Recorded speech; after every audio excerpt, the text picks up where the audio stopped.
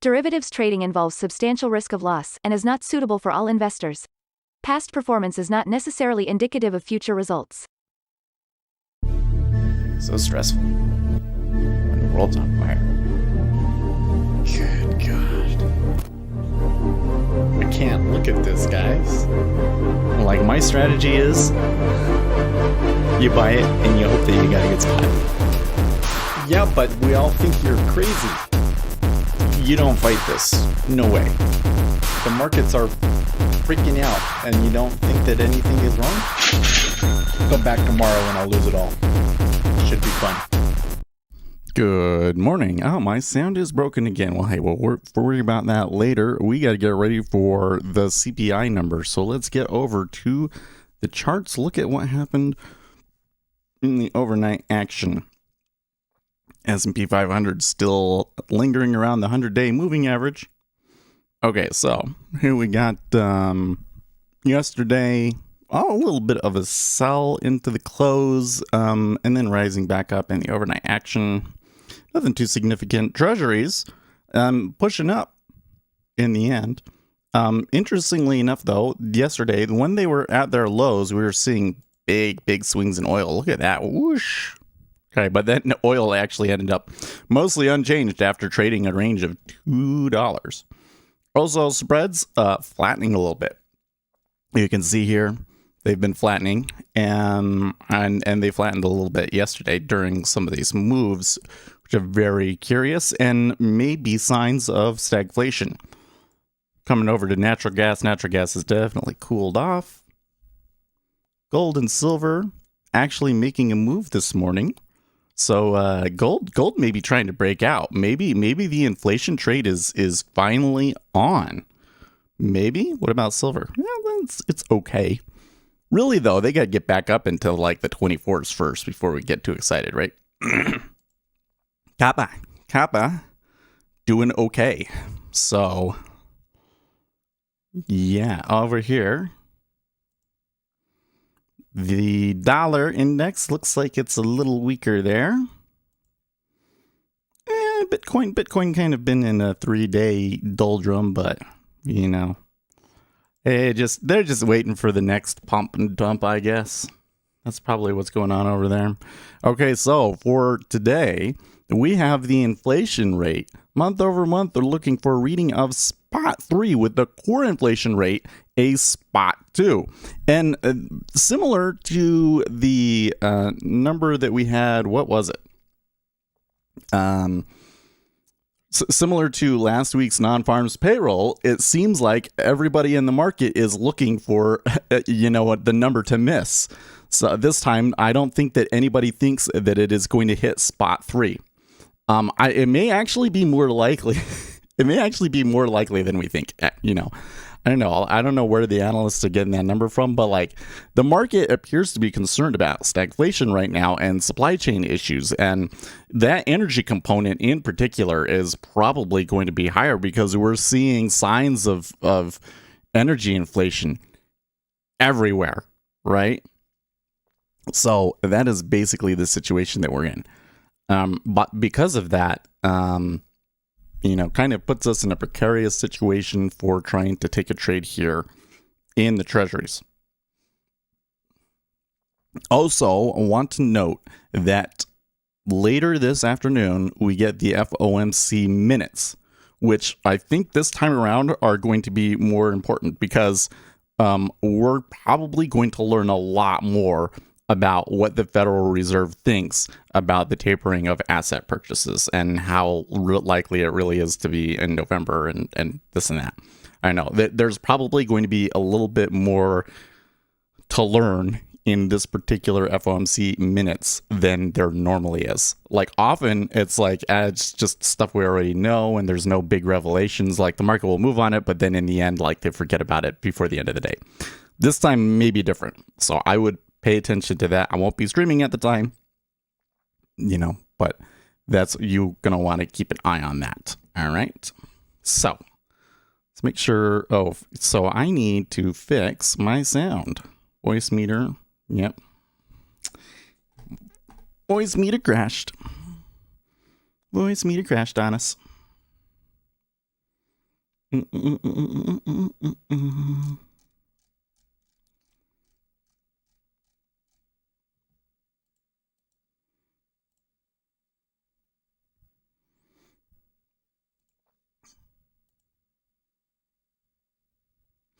Heater's turning on.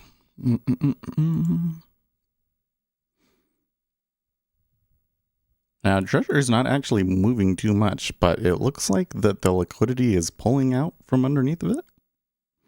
So they don't, market makers don't want to be holding anything going into this. That's what that is. Okay, let's make sure. Okay, we're good. Sound is back. Jack music, the summary at the start is top stuff. Thank you very much. It's unfortunate that most people aren't, you know, we get a pretty solid 20 to 40 viewers a day, and it's pretty consistent. It's been on the lower end lately after the summer, which is okay. I haven't been producing as many videos, but usually at the beginning, it's only like 3 or 4. So most people miss that. But you go back and look at it, you know, the beginning of the stream would be useful. Or maybe I should split it off and turn it into its own video or something. I don't know. Okay, so here we're a minute ahead, and they are polling. Oh my gosh, who is that? How is that ad showing up on my screen? I am livid. Okay, well, I figured that out.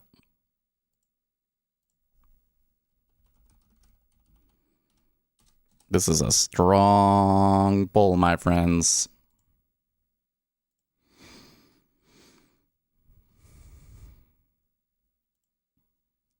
If I take a trade, I think it's going to have to be limit orders only. All right, so remember we're looking for spot 3 and core spot 2. Okay, so it is higher.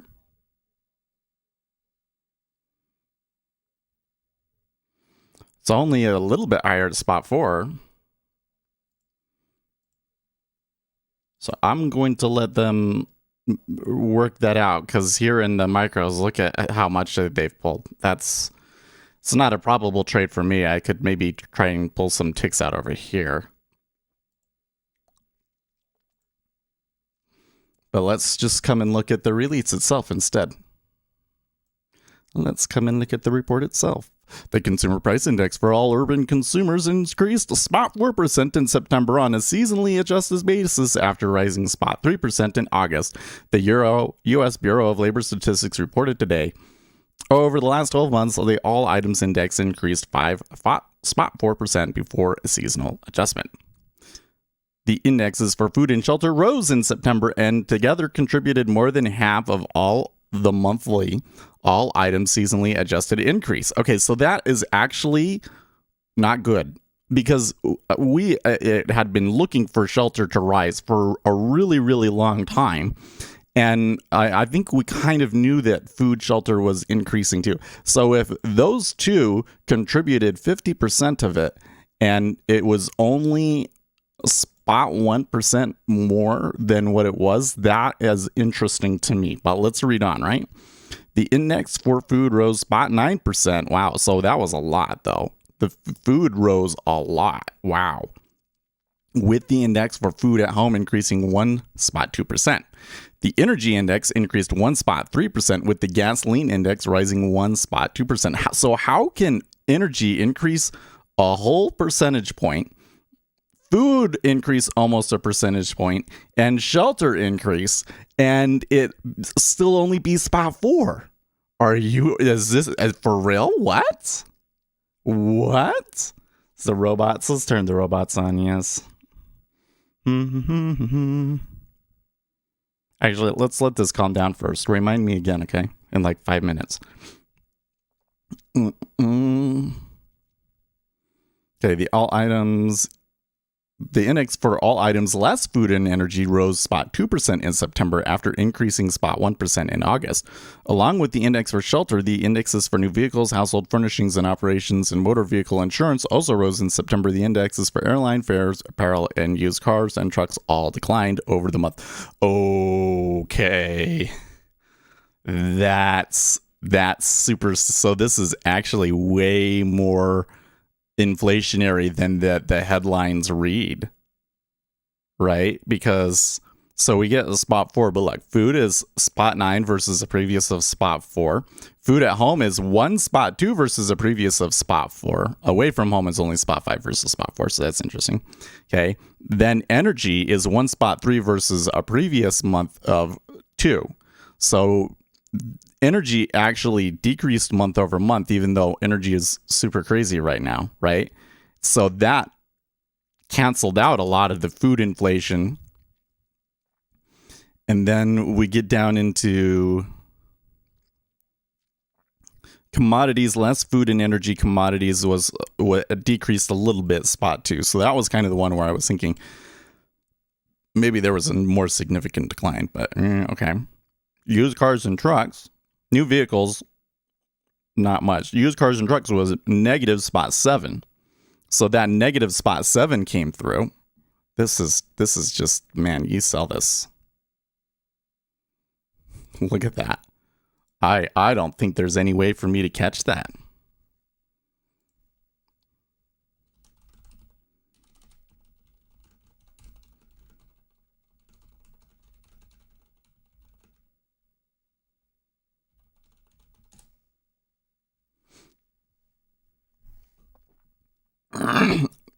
Let me type this in Discord for our Discord guys.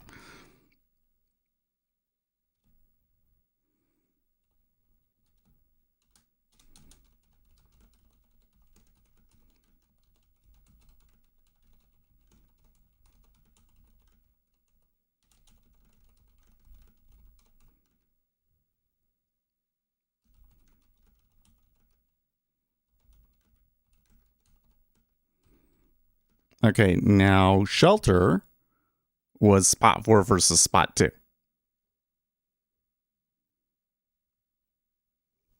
So the food one was really big. Was really big.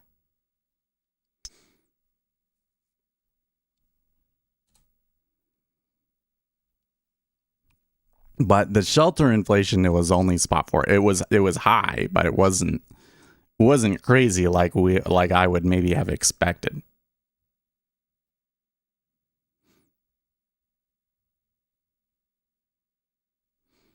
So, okay, so I'm glad we read through that, but it looks like they selling it. Now, the interesting thing is that still just kind of puts us at like yesterday's levels.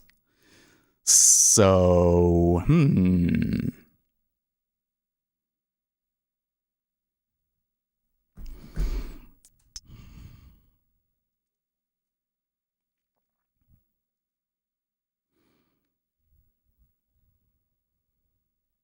I wanted to buy it here, but they're going to have to give me a spot because right now the prices that they're offering me aren't fair compared to what I could get in the Treasury.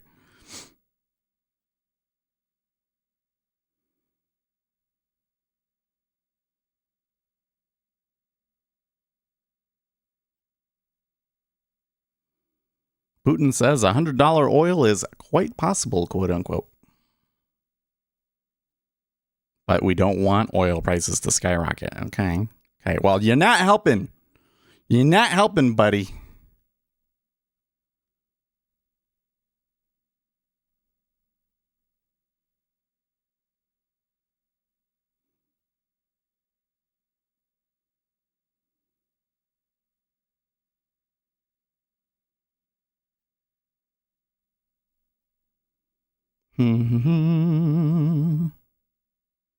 It's 5 minutes. Okay. So we'll turn it on. We'll turn him on now. We'll turn on Jay. I forgot to turn him on yesterday, man. We're not gonna get a good trade here, are we?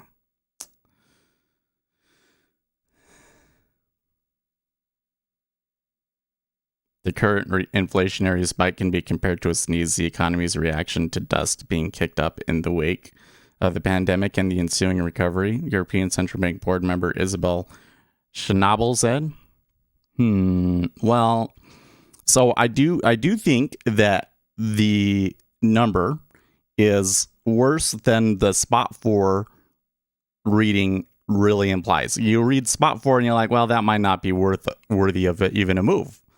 But then when you see that inflation for food at home rose 1.2%, that's crazy. Those are crazy numbers, right? But then you kind of sit down and you have to say, well, probably the worst of supply chain issues haven't come through yet, right?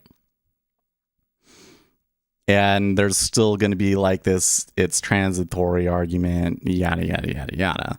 So, by the way, gold took off a little bit after the news. It is now falling, right? So it seems to me that gold is not, I mean, gold had a rise overnight, right? But it seems to me like gold is not reading this as like, oh yeah, inflation's on the rise, gold's time is finally here, yada, you know? Like maybe you would initially think when you see some of these numbers. So as much as I want to be like, inflation, it's on, sell the treasuries hard, we're going to have to be a little bit careful about how far they can actually go. Plus, with the rates rising here a little bit, that's probably hurting gold. That could also be a flow. Which one do you think is... I don't know. I suppose I can't look at the move in gold and say that the market is maybe not so concerned about the number.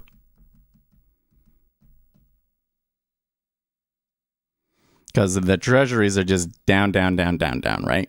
Like I was like sitting there saying, they need to give me a good number. That's 5.9, maybe. It would be 9 ticks in the money right now, right? I buy physical gold as often as money permits. Hasn't been doing very well. Apparently you're the only one, Dave, because it's not increasing. I get. It's like every time that there's an inflationary scare, this happens. This is not the first time this has happened, right? It's like, oh, inflation is really high. That's bad. And then interest rates rise and gold craters when gold is supposed to be the best performing asset during an inflationary spike.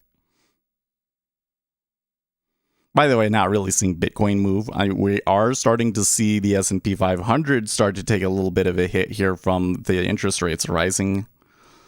And we're already to another basis point higher in the Treasury. I love the shift gold narrative. I wish that I was selling it at 131, man. Look at how that moved. That was a real move.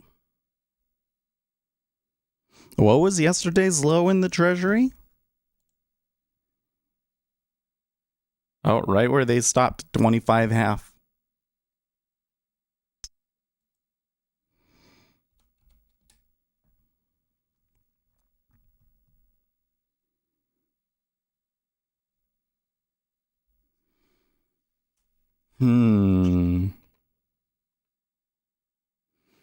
White House officials trying to relieve global supply bottlenecks in the U.S. said American consumers may need to be flexible and patient with regards to holiday shopping. There will be things that people can't get, a senior official told Reuters. Don't tell them that. I haven't gotten all of my stuff yet. Freaking Biden.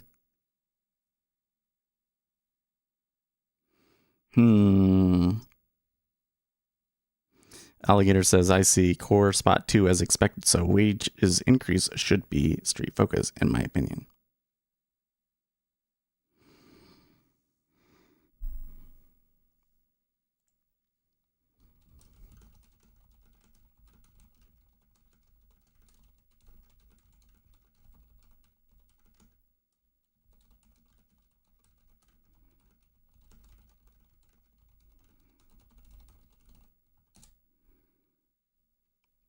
You know, I could have tried taking a trade in there.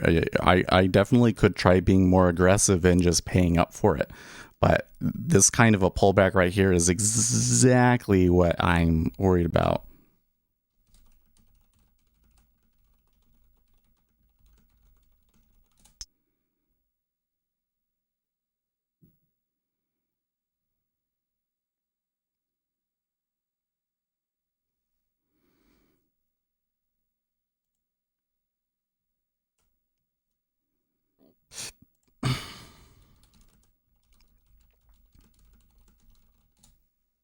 So this is a man. I'm struggling here. What if there are no waffle makers to buy my Christmas present? Oh, my wife better. Maybe she's already gotten it though. She maybe has already gotten it. She's gotten things that are like she already has things. The question is, what kind of Christmas presents are going to be hard to acquire? That's what I need to know. When the liquidity is not there, that can often be good opportunities for us scalping, but I'm not seeing it.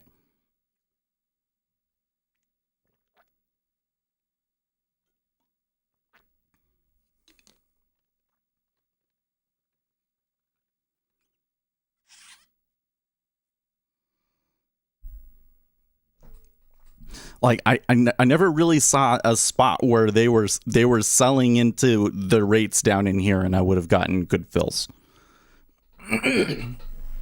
Which is kind of what I'm that's probably too passive.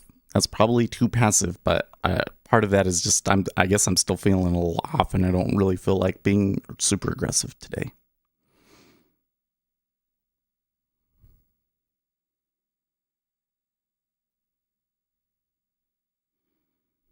Well, they definitely got sucked back up through a liquidity vacuum. The largest volume area is right here at 130.29. So that could possibly be a hole.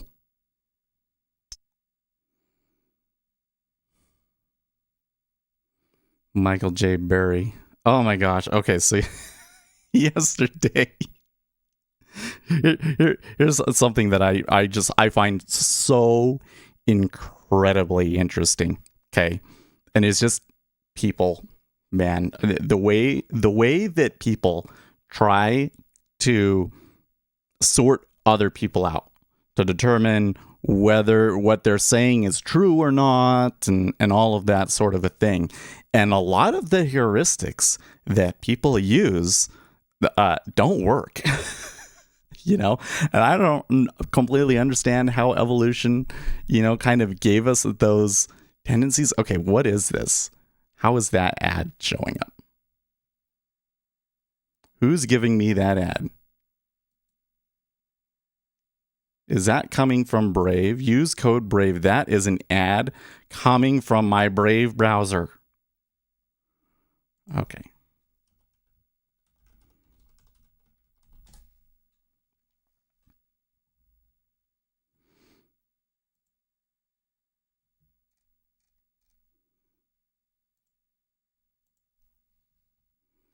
Disable.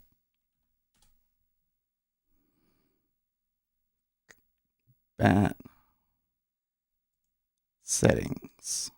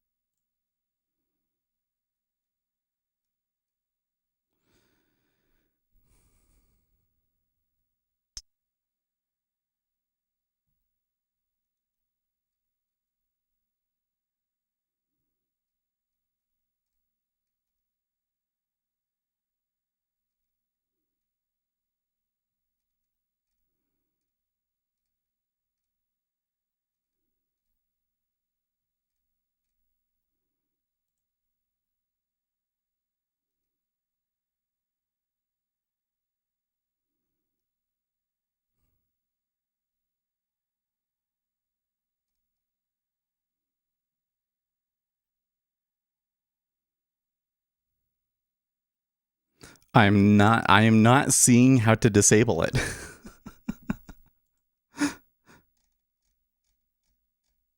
There's Brave rewards. No. Okay. Off. Thank you. Good grief.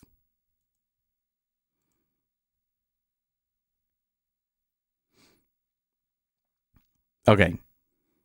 let's start over what I was talking about. It's so interesting to me the way that people try and determine whether they think that somebody is knowledgeable or that they should follow them or not. And it seems to me that people very much unconsciously follow a lot of like body language and how people hold themselves and so forth, and heuristics that I'm not sure are effective at all.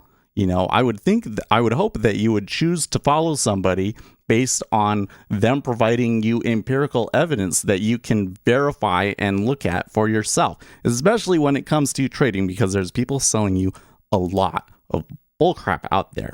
So enter Mr. Michael J. Burry. Mr. Burry is autistic, okay? And he has a somewhat high-pitched voice, and he is not actually very large in stature. He is not nearly as big as his profile. His profile is not like what you expect to see in real life. So there was a TikTok of him talking, and I think that it was relatively recent, and all of the people in the TikTok were like, you know, bashing him like, this guy can't know anything, like how this, so, you know, they were so turned off by how he held himself. But he's autistic, so like he you know, he has problems with those. I probably have problems with those too, because for me, it's not that I don't understand them, it's that I don't pay enough attention to what other people are doing to really learn the correct behaviors. I have to learn it, like I have to read books and stuff and learn it. I follow you because of your skinny wrists and shiny head. Oh, thank you, Dave. I really, you know, I really want to know what is the deal with this skinny wrists, because I have never met another guy with wrists like mine. I don't know where it comes from or where. It's kind of weird, and it's a little frustrating because I like to do weightlifting and stuff, and you have thin bones. You can't put on a lot of muscle. So it's like, what should I be good at? Running? I hate running. I think that maybe my body is built to run, maybe not even to run. I think that maybe my body is built to like hike for a really, really long time. You know what I mean? But it's interesting. And then bald. You know what? I like being bald. I have my mom's wrists. You got it from your mom. I definitely got it from my mom. But even then, it's unusually, you know, it may in part be, no, actually, okay. So another thing is that, you know, I took Ritalin as a child, and I don't feel like I ate enough for lunch and things like that. So I was very small for through most of high school. My senior year, I grew a lot, and then all of a sudden, I was like normal stature. So it used to be that I had to act like a short person, and then when I started doing that when I was regular size, I'd get into trouble. But I digress. Ritalin results in stunted development. Yes. So my brother, he did not take Ritalin as a child. And so I look at him and I'm like, okay, so this is maybe what I could look like if I had not taken Ritalin. And you know what? He is pretty much the same as me. he's close to the same height. He has the thin wrists too. Now he's doing more of a bodybuilding kind of style of working out. And he's put some decent amount of muscle on his arms.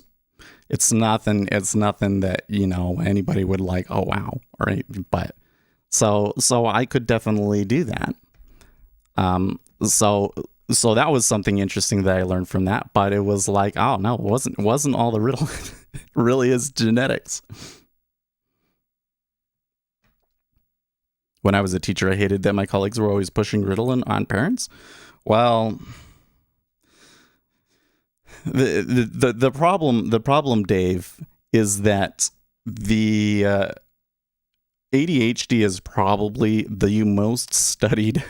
It is probably the most studied cognitive developmental disorder, and Ritalin is extremely effective at treating it. I mean, it's crazy how big of a difference it makes, especially for somebody that has ADHD.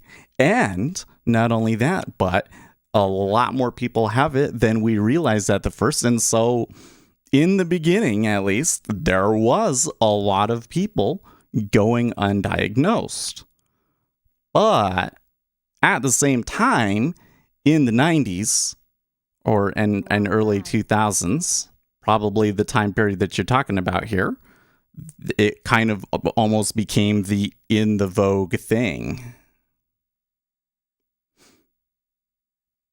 Everyone posts their stats. I don't know. I don't have a measuring tape here to tell you how wide around my wrist is, but you can just tell from looking in the camera. They're relatively thin wrists, aren't they?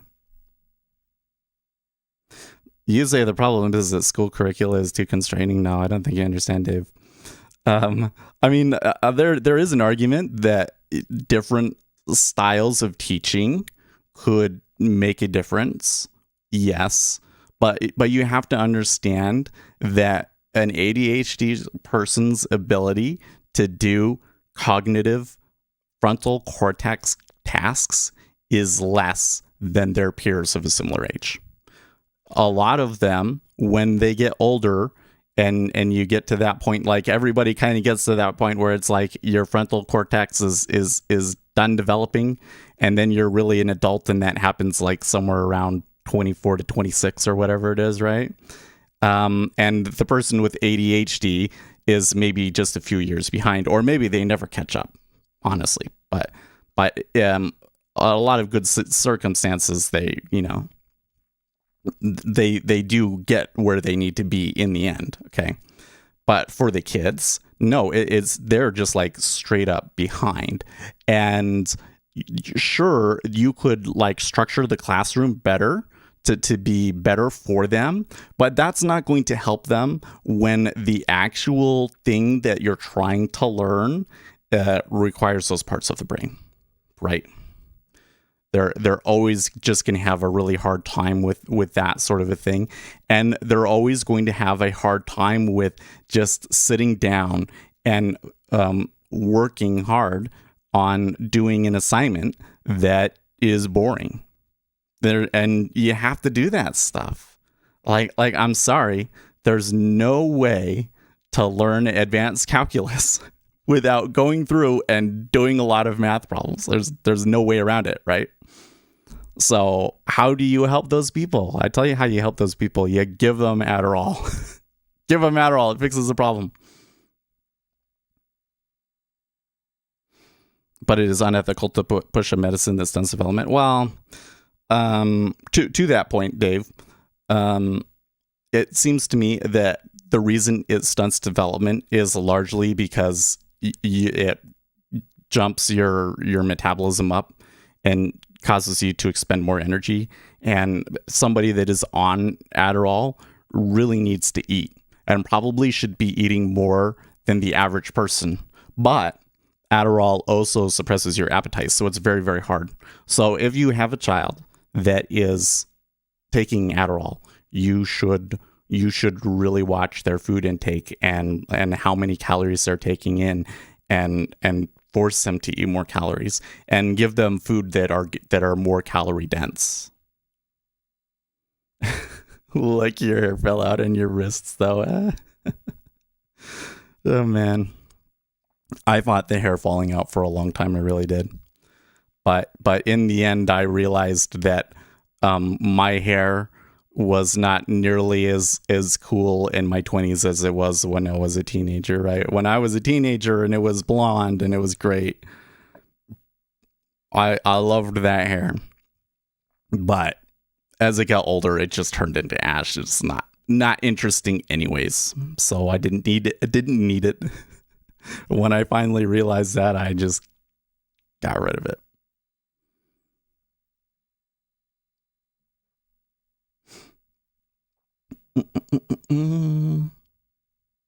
Okay, so we did move all the way back to 131.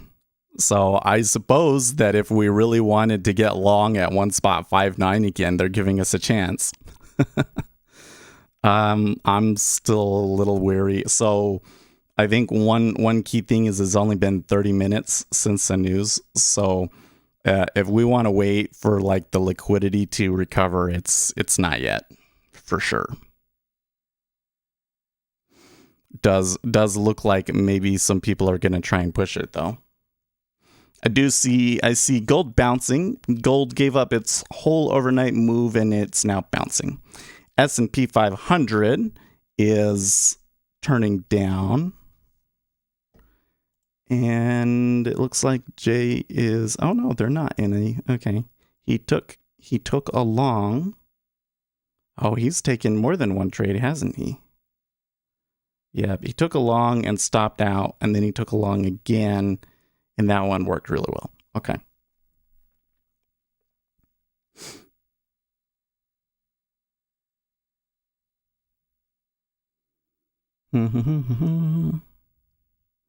Let's see here. What's Patrick Rooney retweeting here? Amina Baker, oil policy-wise, it's clear that Putin has a completely different relationship with the Biden administration compared to the Trump.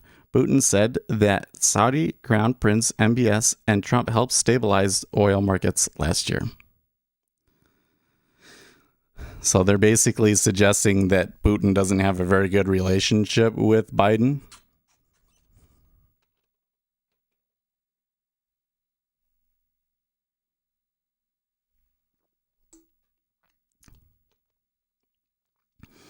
You've seen this every day now. I tell you what, every day I'm browsing.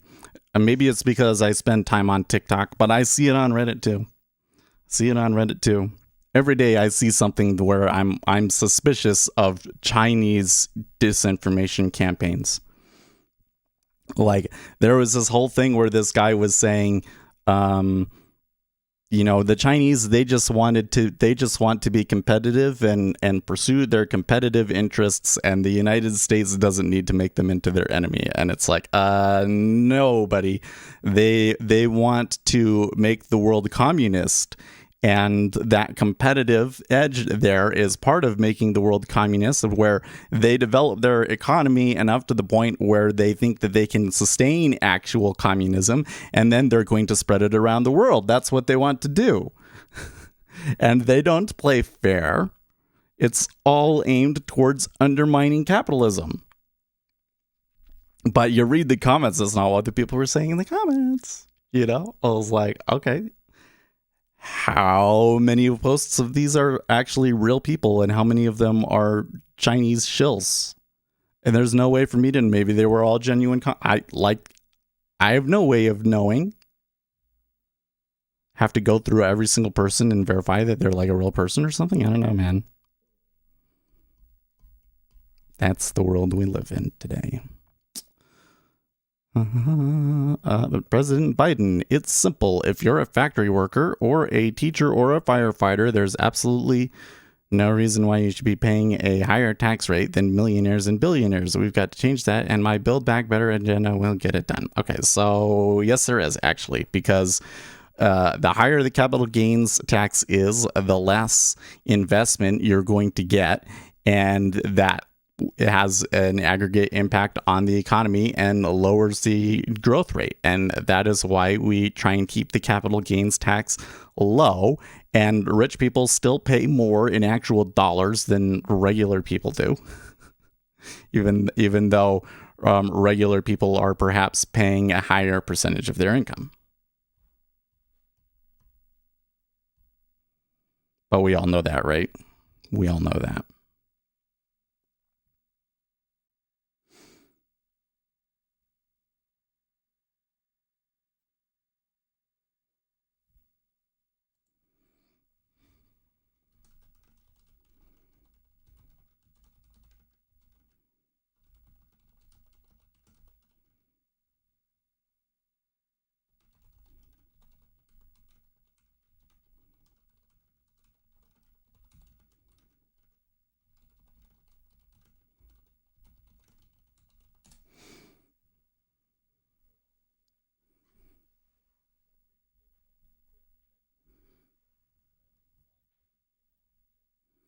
What?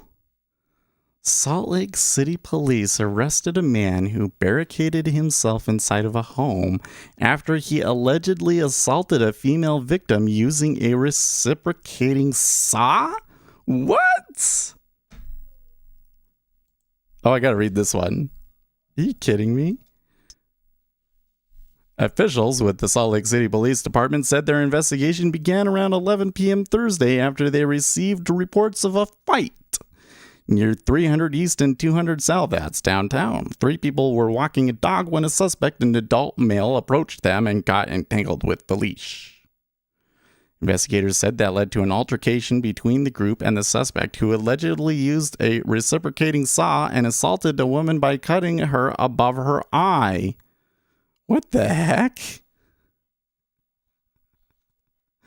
Oh my gosh. Her injuries were not considered life-threatening and she was taken to an area hospital.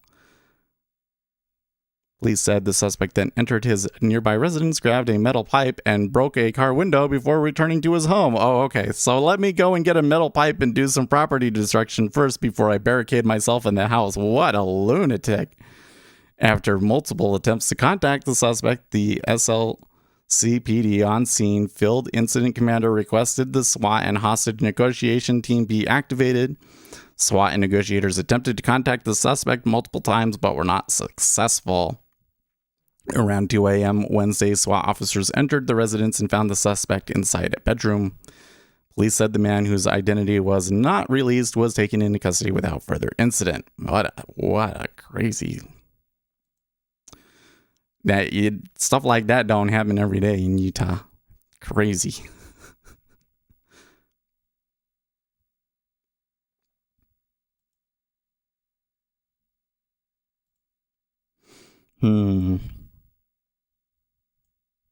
So you know what will be interesting off of this CPI news is, the news is going to try and run with it, right? And say, oh, it's 5% year-over-year inflation. Are you thinking of going long on MES? Well, Jay doesn't seem to think that a trade is favorable at the moment. Timing-wise, it could make sense, though, right? And based on the trend, we would probably be favoring along. We could wait. Ace will probably be here any minute now, and he'll tell us to go long, right?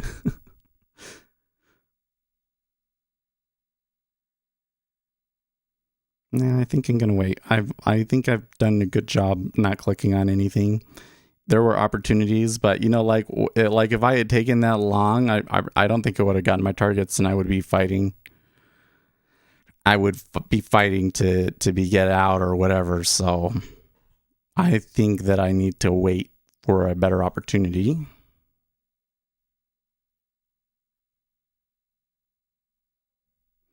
The moment you get too anxious to sit on your hands.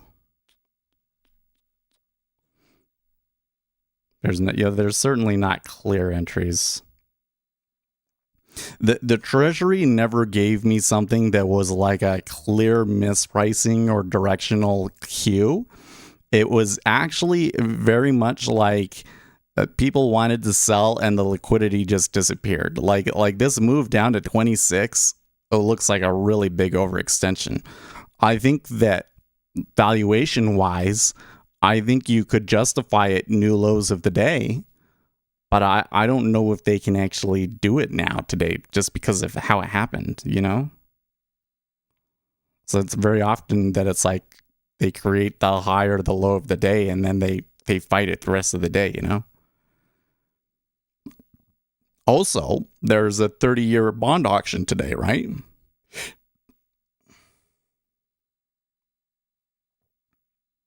Curve also flattened, so...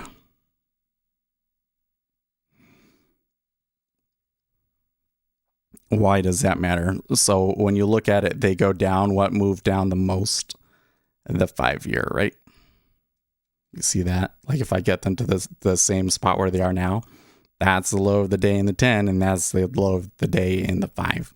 5-year moved way more. So it was a flattener.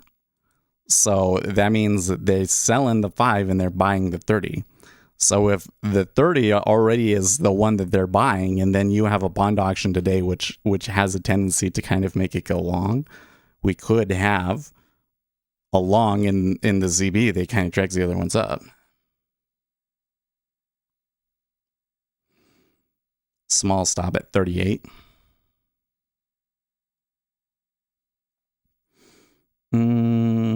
Well, probably we're going to get some sort of an impulse here. The problem is that it's already kind of like buyers bought and fizzled out in ES is the problem. And I'm not sure that a short makes sense.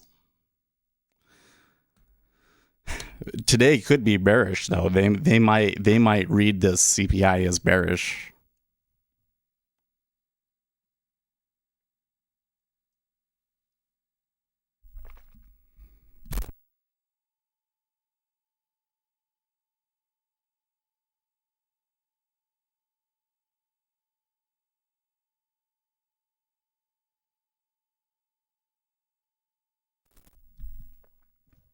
Christopher Barad tweets 10 tweets that suggest inflation shock could be more than quote-unquote episodic.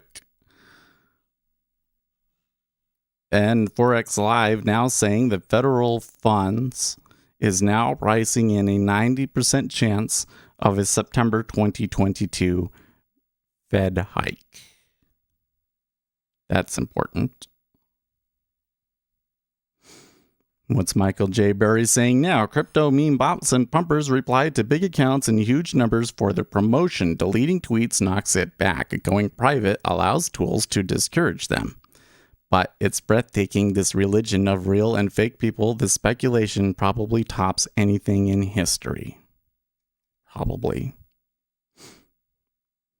Oh, you forgot JPM reports? They already did, didn't they?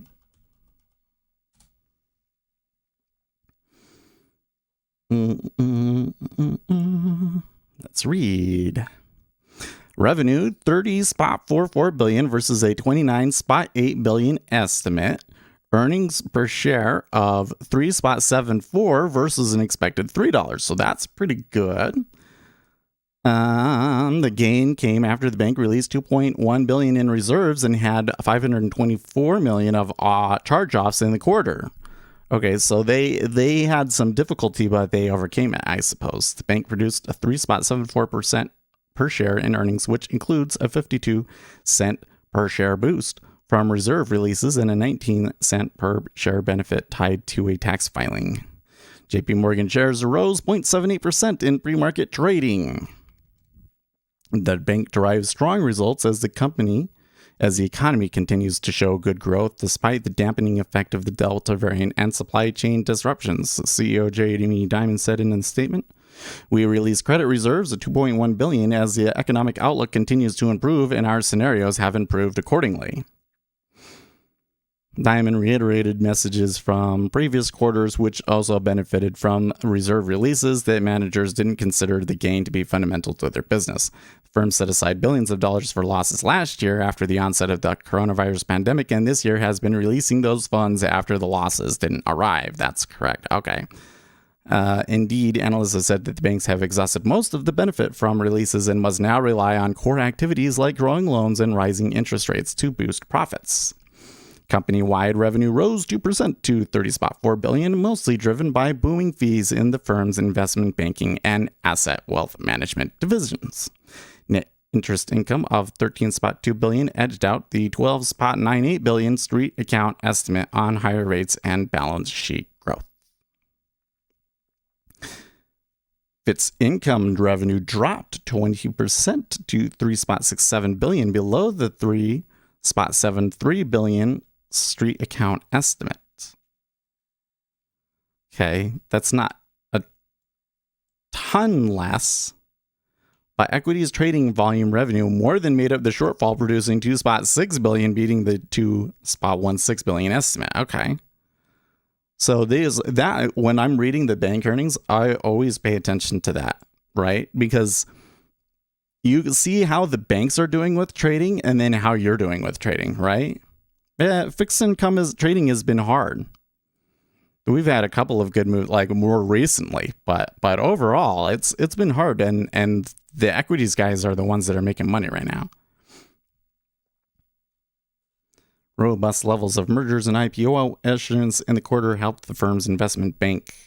Company posted a 50% increase in investment banking fees to 3.2. Okay, so probably from like all of these, what do you call them, IPOs and stuff, right?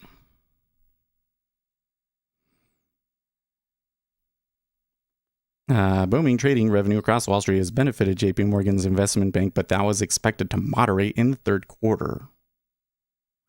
Last month, JP Morgan executive Marianne Lake said that trading revenue will be 10% lower than a year ago, which was unusually strong quarter, yeah. Okay, so Dave got along.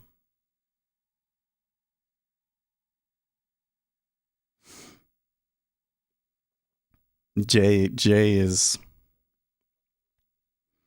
actually trying to fade that move. I don't know if that seems too wise, but okay.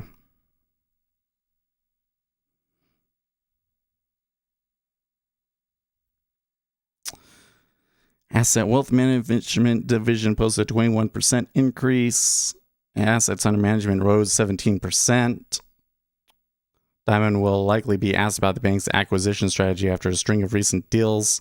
Last month, the bank acquired a restaurant review service, the infatuation and college planning platform Frank. That followed 3 acquisitions of fintech startups in the past year. Shares of JP Morgan have climbed 30% this year before Wednesday, trailing the 37% increase of the KBW Bank Index. Don't you think that day trading is a squid game? I think that would be an accurate assessment, Atomic Stocks, to be honest with you. I don't want to give anybody any illusions. The most likely outcome of you day trading is that you will lose money. Like 95% chance that you will lose money. Even if you stick with it a really long time, you get really good at it, the most likely outcome is that you're going to lose money. Now, for me, I can afford to lose money if that's what's going to happen. So I don't always lose money. Sometimes I make money and sometimes I lose money. But I'm able to do that. And honestly, lately I've only been trading this 10-year, which is only $1 per tick. So the amount that we're actually risking is very, very small, right? But because I have the stream and I have a good day job and everything else, I can afford to take that risk, and lose a little bit. Okay. But if you're out there and I'm making a video on this right now, actually, but you're out there and you need a new job, you're looking for a way to make money, this ain't it. Go to a code camp, learn to code. That's the easy way to make money in this economy. But it's more to the point, when you say that it's a squid game, really what you're implying is that it's really doesn't matter how good you are at it, that a lot of it is random, right? That's really the thing with the squid game. When you get to the end of it, one of the characters thinks that the reason that he got to the end was because of his effort. And the other character thinks that the reason that he got to the end was because everybody else died. It was basically on the backs of everybody else. And that, that they're there was mostly by chance. Maybe not. Well, I don't really think that futures markets are a squid game in that respect. It's just that most people aren't trading with edge. If you have a real true edge, then it's not like that. If you have a real true edge, you can make money. Yeah. If you have a real impeccable edge, as I think the word that I'm seeing people use, if you have an impeccable edge, you'll make money. Yeah. But most people don't have an impeccable edge.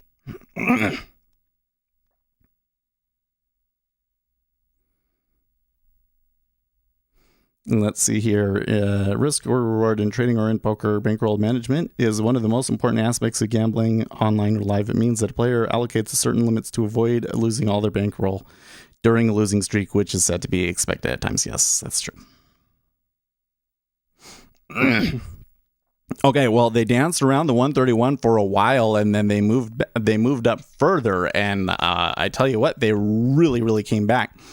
The 30-year almost touching the prices from before the news. Do you think that gold will similarly recover? I'm not sure.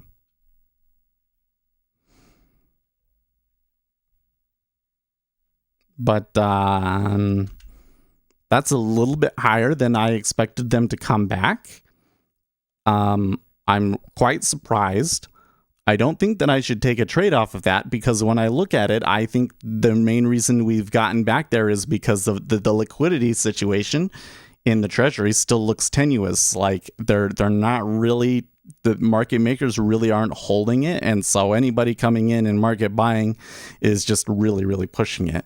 And I don't really have anything that's going to tell me that there's going to be more market buys or more market sells in the next 5 minutes.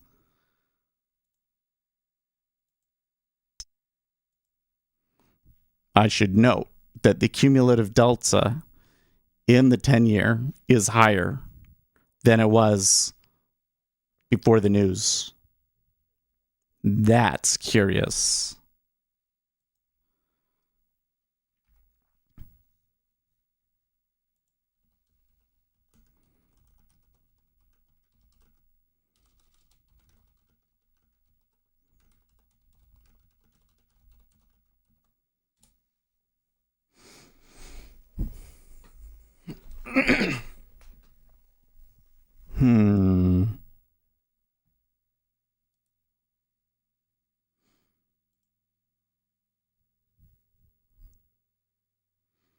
Jay's short did not work out at all, as I kind of suspected.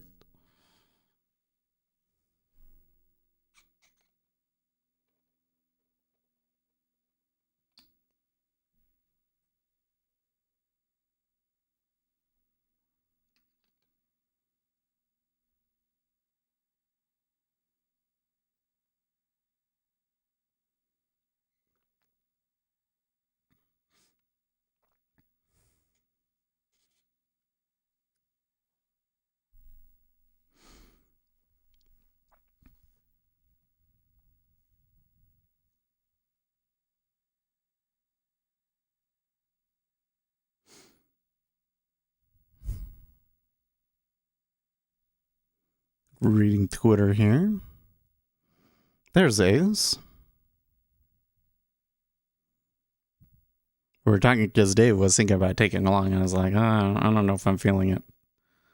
But it worked out for him.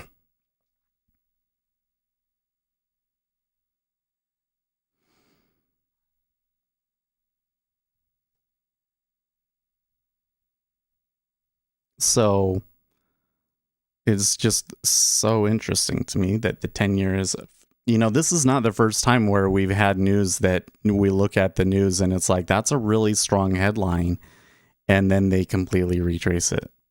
That's been happening a lot lately, hasn't it? Year long 44? Oh, well, that's not bad. Maybe I will take a sim trade in the MES. I don't know.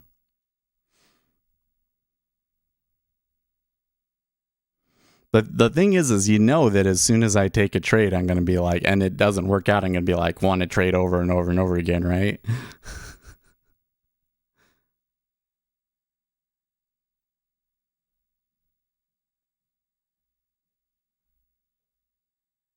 His fine bone root, is that what we're calling it now?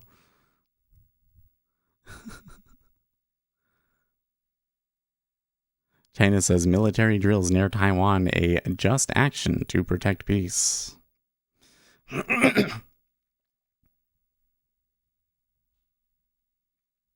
U.S. pre-markets. Apple down spot 5%, set to cut iPhone 13 production target by 10 million units. JP Morgan is actually down spot 2% now. Posted EPS and revenue beat while fixed sales revenue was in line.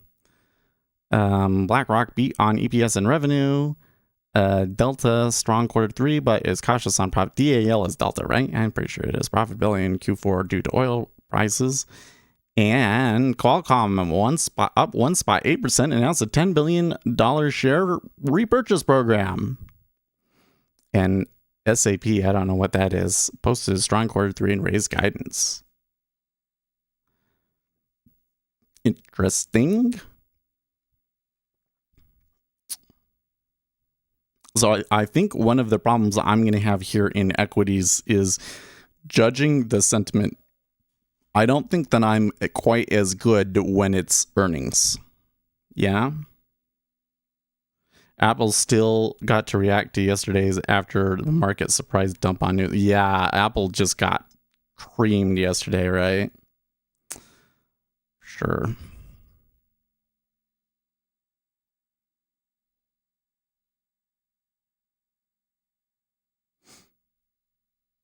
And now the 10-year is almost at the high of the day. What?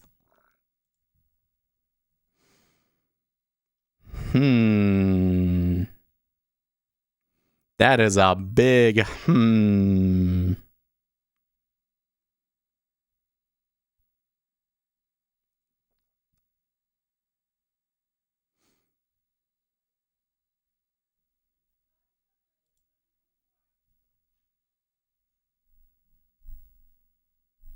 Oh, that was a bad fill.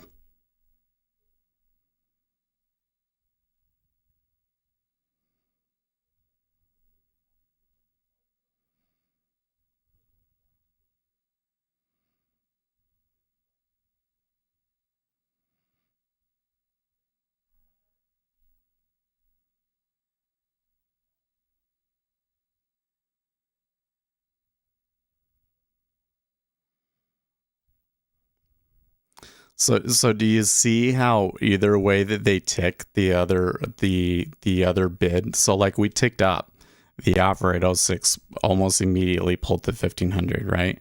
We pulled down the bid at 05, pulled almost as 1500, right? It just as they trade back and forth. So like the liquidity is like really skittish, right? You see 3000 on there, but it's the latent liquidity when it gets there, it's just not there. That makes a trade like the one that I just did not so great.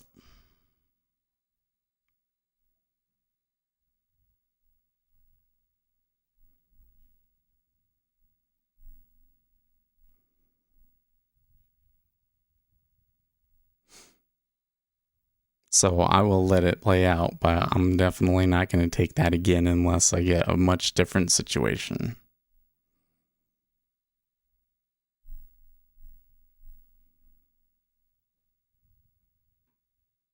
Yeah. Okay.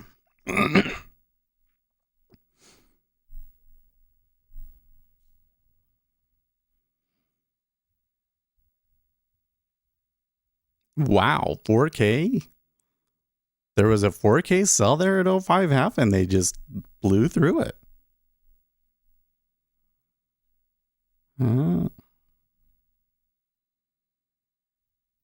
Could have worked out that trade. It would have been, but the thing was, I guess I didn't really have an edge at that moment, did I? Because if I had gotten it, would have just been random, and it was just random that it didn't work out.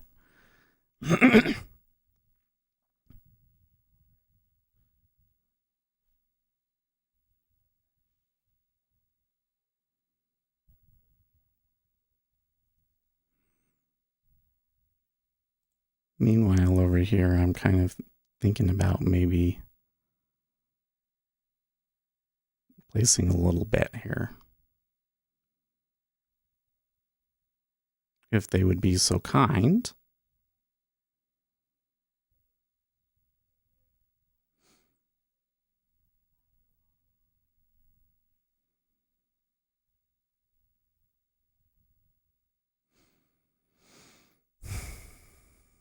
Heading out of town first thing tomorrow. Oh, when are you going to be back, Ace?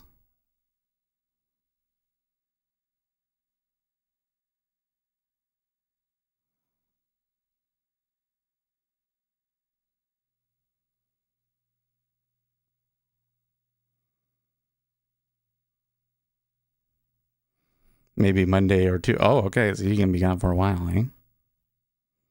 Alligator says fueled by trap sellers.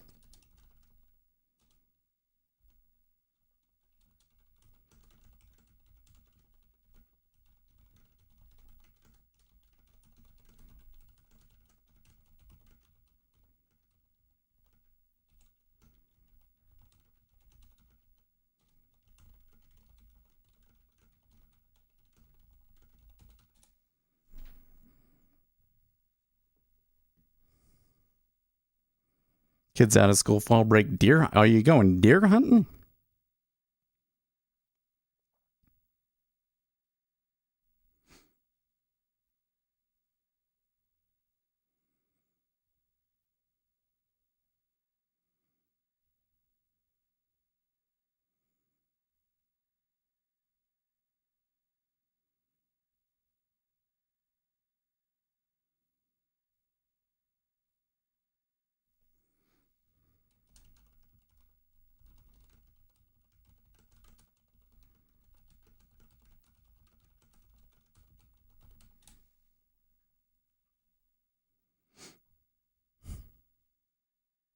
Okay, so that 06.5 is not pulling. So that's interesting. Probably the 5-year would need to tick up.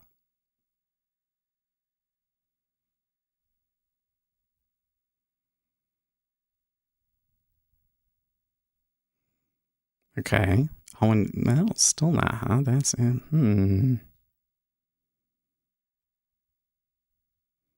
An 08 quarter in the 5-year, not really stacking much on the bid there either. Okay, that's a little better. Okay, now they hit in the 06.5.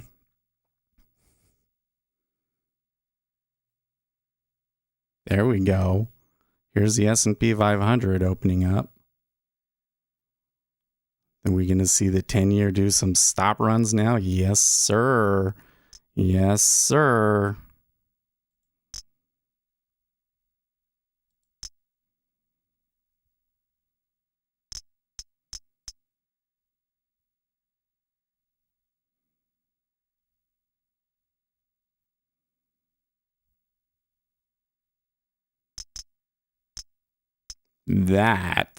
That was very satisfying stop run. Block sell.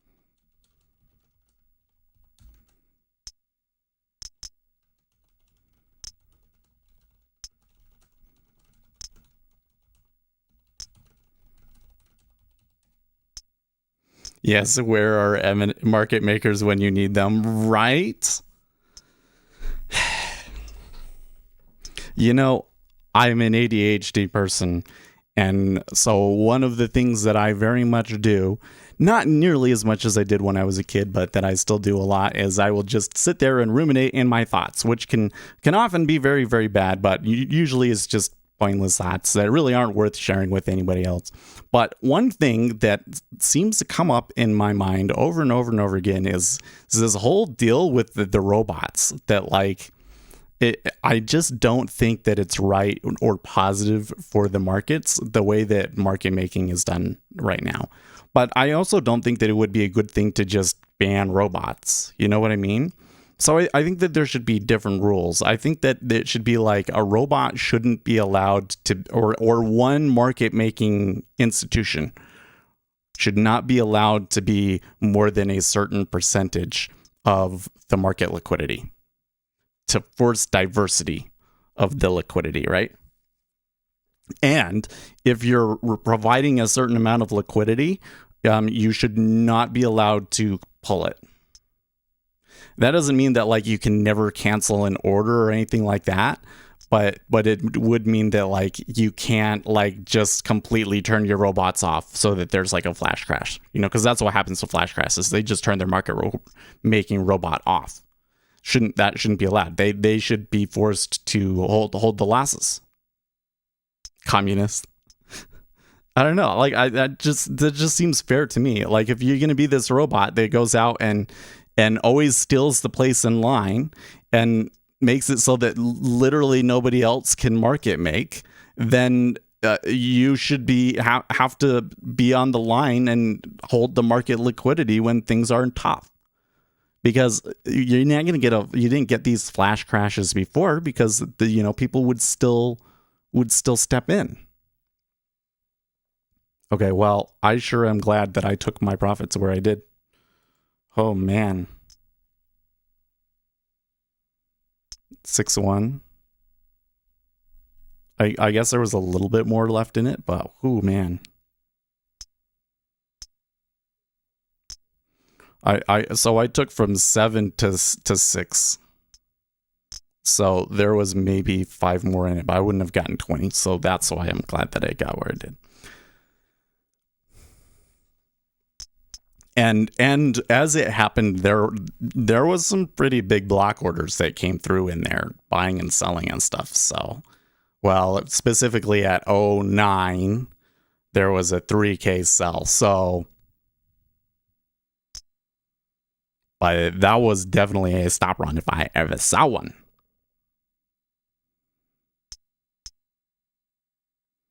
Let the violence in Apple resolve. Yeah, I bet. Well, Jay has not taken another trade.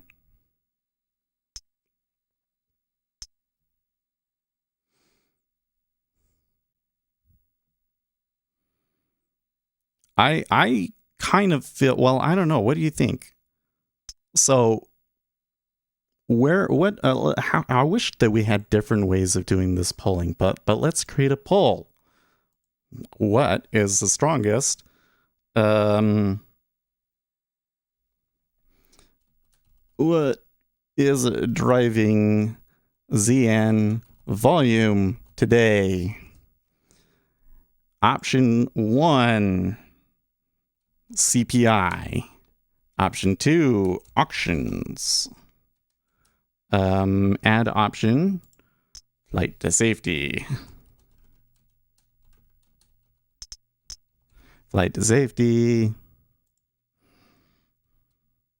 Short-term liquidity demands. Ask your community. What do you guys think is moving it? Because that was a crazy move, wasn't it? There is no way that I would have gotten when it was down at the low. Where did we get to? When we were like 61, one spot 6-1.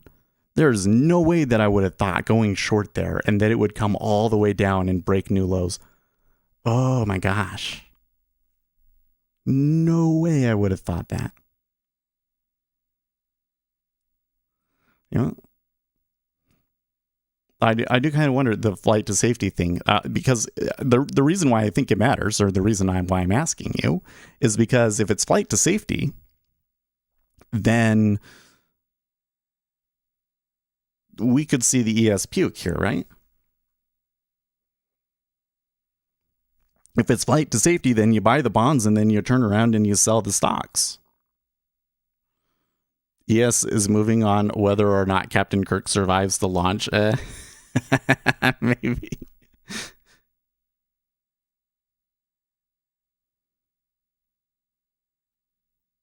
No one knows. Well, but that's the whole point, Ace, is that we can't really know for sure. So what we do is we do a market survey and we see what the market participants believe is the reason that's driving it. And that it tends to be a pretty good way of figuring out what the drivers are, because you're asking the people that are putting the orders through why they're doing it, essentially. Of course, this stream is not a very good measure of the people out there, but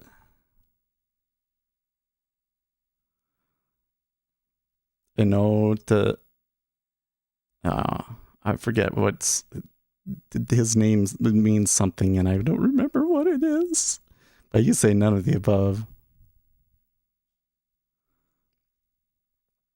No, well, but listen, Ace, that's not scientific, okay? And when you have a scientific question and you don't know for sure. You don't go and you just say, well, we don't know, because that doesn't help anybody. Instead, what you do is you do studies and everything, and you say, well, we have a hypothesis that it's this, and here are the pieces of information that we have that are in support of that hypothesis, and the pieces of information that we have that are contrary to that hypothesis. So here, what I'm doing is I'm asking them, what's your hypothesis on why it's moving? Because that was a pretty extreme move, wasn't it? Well, maybe they do end up tagging 55, and I should have held it for more. But I was only just looking for the stop run. Reflected tone, that's right. It's kind of antisocial. I don't know, man.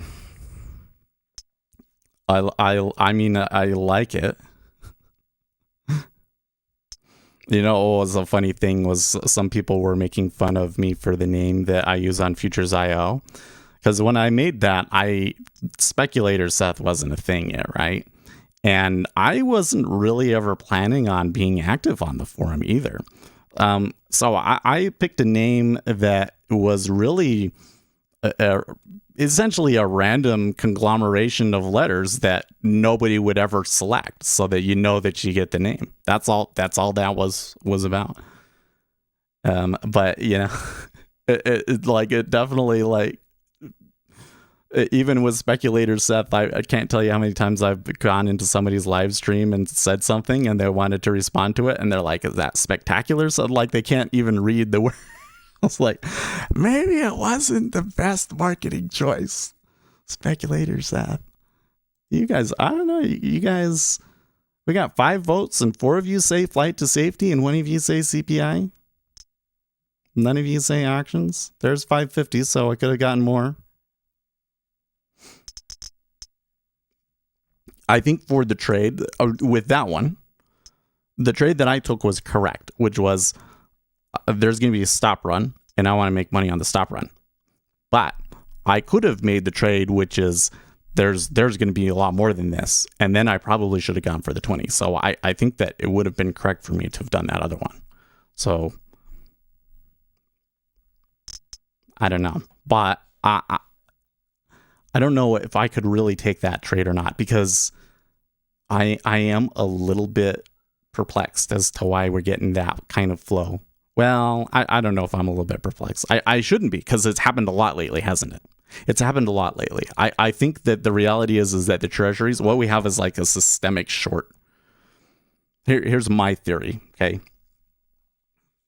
The larger theory. Maybe not what's going on today, but I think that the larger picture. I think the larger picture is that the Treasury is in a systemic short. So everybody wants to be short the Treasuries, but there are still market participants that need to have Treasuries for their operations. And there aren't actually a lot of Treasuries.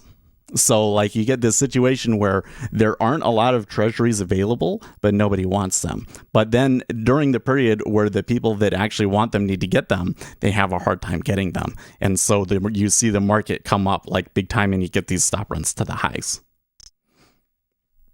I think that that's what's going on. So when you get a situation like this, where it's okay, they went short, there was no liquidity, so it went really, really far, but then they didn't beat yesterday's low, and they back up. And because of the liquidity hole, they backed up so much. At that point, let's just say that you're a technical trader. You know, are you going to say, oh yeah, they're definitely going to push down again and make a new low? No, this is a really big pullback, right? So now the sellers disappeared, the liquidity pulls you back up, and then the guys for the auction start buying it, and all of these guys that were short get caught. It stops them up. Block sell.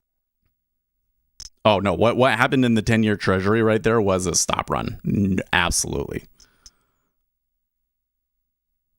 So the way that I think is that you saw orders come in that were cutting through 2 and 3 prices at a time.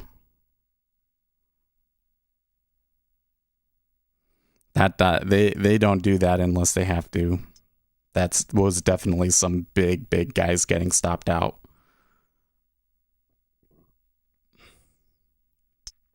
on like, ooh, you know what? That trade that I got, it was a live trade. I mean, when I'm doing them in the treasuries, I'm mostly doing them live unless I say otherwise. But hey, if you're watching this stream for the first time or whatever, not every trade that I take is live, and I switch between them. And if that bothers you, you want to know whether they're live or not, just assume that they're all not live, because I don't care whether you think they're live or not. And the GameStop chart looks like it's going to pop. Okay, can take a look at that in a bit.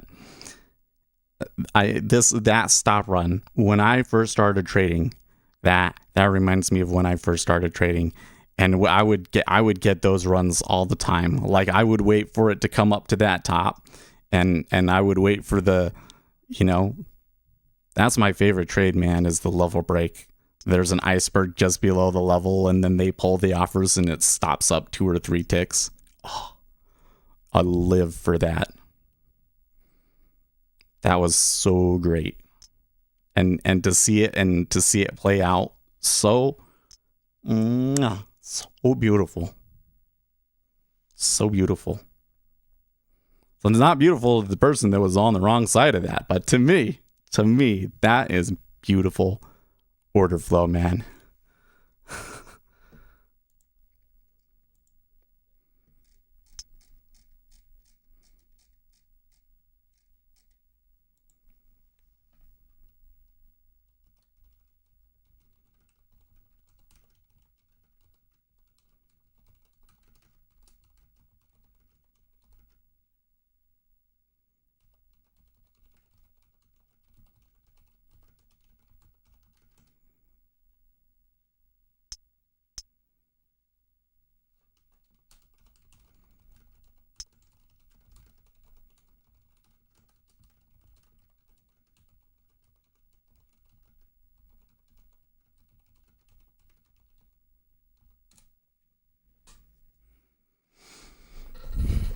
Looking at the breakout in the euro bond, if we can lift a large order, bull flag looking to close the gap. Okay. Oh, Tony says I started this year. Oh, okay. Do you trade the futures? Do you trade futures? So let's do come in since he mentioned it. I haven't looked at their chart in a while. Let's see where they're at.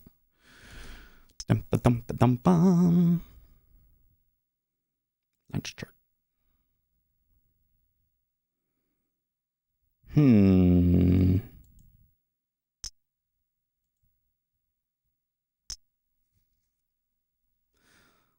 Well, okay. So I understand what you're saying. Or at least I understand why you're interested in it. Where's my here it is. So you're saying, well, actually we should really like zoom out further, huh? Right? You're saying, look, here was a spike. Spike. Spike. Spike.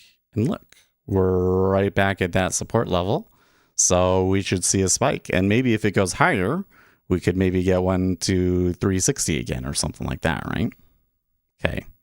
So I would be careful about a trade like that. And here's why.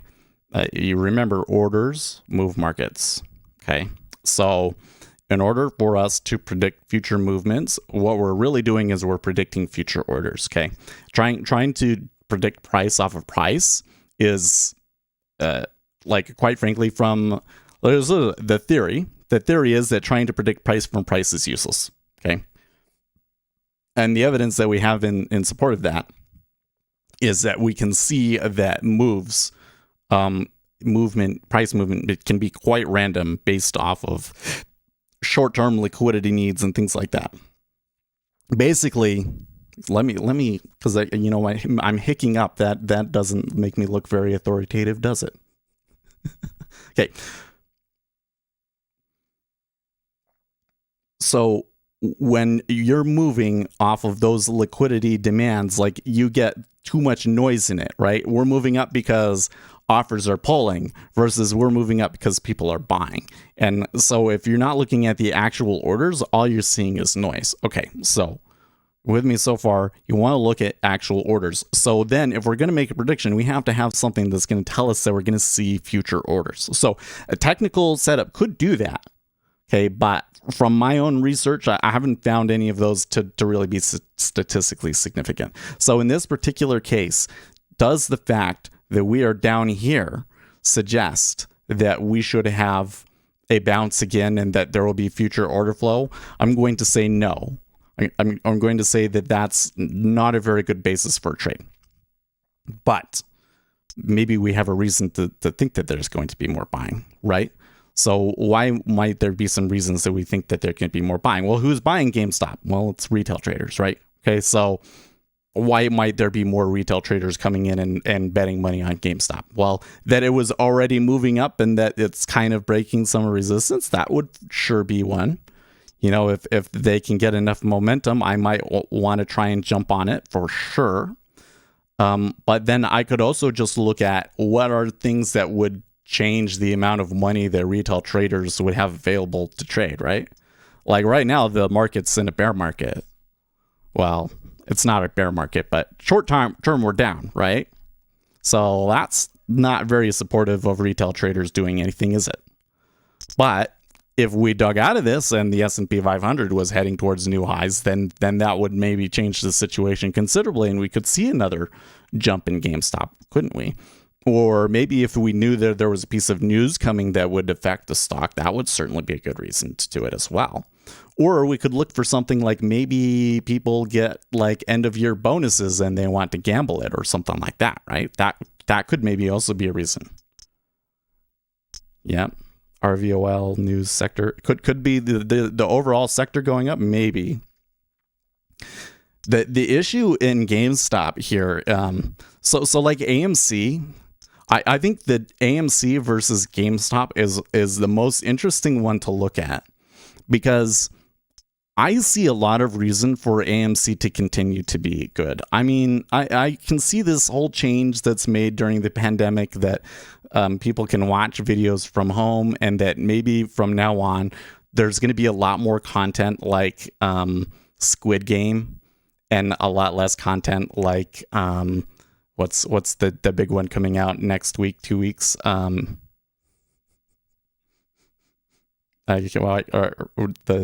Dune. I think there's going to be less movies like Dune and more movies or series like Squid Game in the future. But I think in the long term, I think that movie theaters are still going to be a thing, and that movie theaters will recover, and that there's no reason that AMC needs to go under. GameStop, on the other hand, I don't really, they have to change their business model completely, right?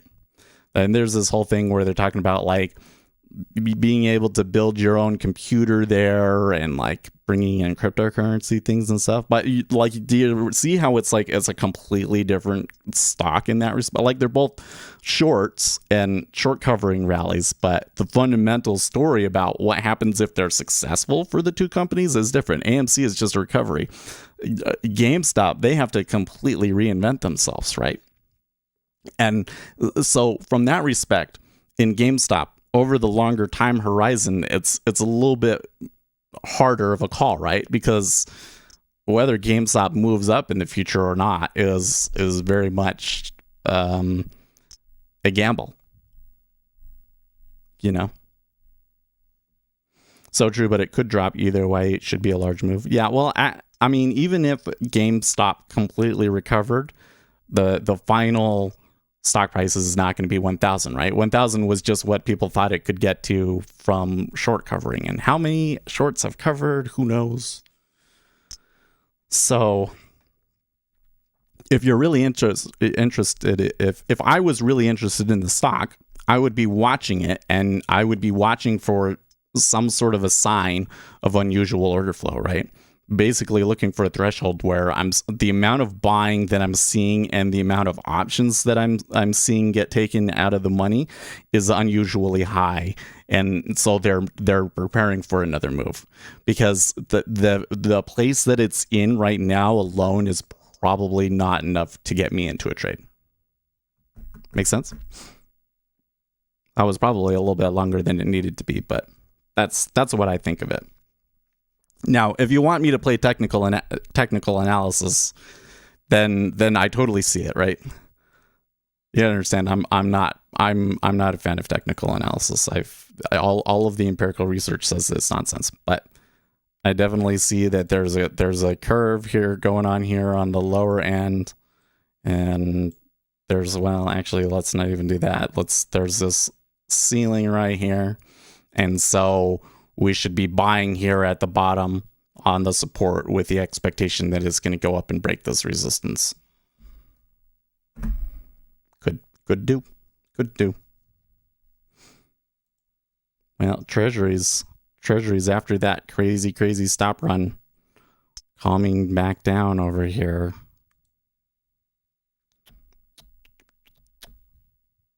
Five, 6 was still where I got it. That's interesting. So I probably should have held out for a little bit more, huh? Thanks for the explanation. I'm new at this, but I really like to try and find good information where I can. Yeah, well, I'm going to tell you, here's the thing, Tony. I mean, here's my thing, rather, okay? There is a secret. There really is. There's a secret that the really successful traders know, maybe not consciously, but subconsciously they understand this secret. And it almost feels to me like the market and the professionals are intentionally hiding it from you, which is funny because it's the stupidest secret in the world. Okay. And what is that secret? The market is not informationally efficient. Okay. So we think that the market is very efficient because we're looking at it statistically. We're saying, okay, if there's like a pattern like this and you get in here and then, you know, how much can I make from it? And all of those tend to come out break even, especially on a short-term basis. And on a long-term basis, like, can you beat the index? No, you can't, because the market, or not, no, you can't, but it's really hard, right? Because of why? Because the market is very statistically efficient. But part of the reason why it's statistically efficient is because, as we said, orders move price. And when I say orders move price, I mean like your one buy order in GameStop stock has a larger impact on price than you think it does. Okay. And maybe it's this infinitesimally small amount that you could barely even measure. But I'm telling you, if you were to guess what that impact was, like if you were to go and you do all the math and you say, okay, I'm going to make a model about how much impact my order has on moving price. Okay. I guarantee you that it is like an order of magnitude less than what it really is. Your guess would be less than what it really is. And I say that because people have been going through these models for decades, and that's what they found was, oh, actually, orders move things way more than we thought. Okay. So if a large hedge fund comes in and they're rebalancing, they could move the price like a ton, right? And there's no actual informational content in that. They're not buying that because they know something about earnings or something of that nature, are they? No. They're doing it because they have to rebalance. So there's no informational content in it. And as such, the market is not very informationally efficient. So it's extremely common situations where we will have something happen and the market seems to do the wrong thing. Like what we see here in the 10-year treasuries is a great example, man.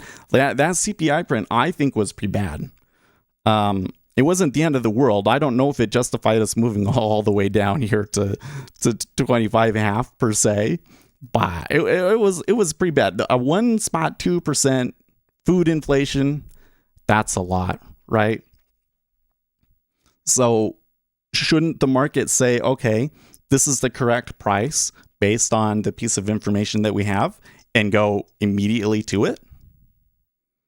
Well, no, because there's all these short-term liquidity demands that they might have, right? In this case, in the Treasury, there's an auction today, so that they tend to buy on the auctions.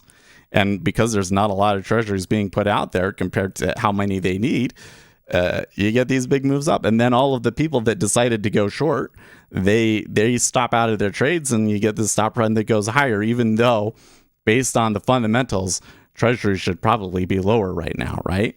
Market is not informationally efficient. So if you understand that the market is more statistically efficient than it is informationally efficient, that will exponentially increase your chances of having success with this. I'm not saying that it's like that's the one thing you got to know and you're going to make money.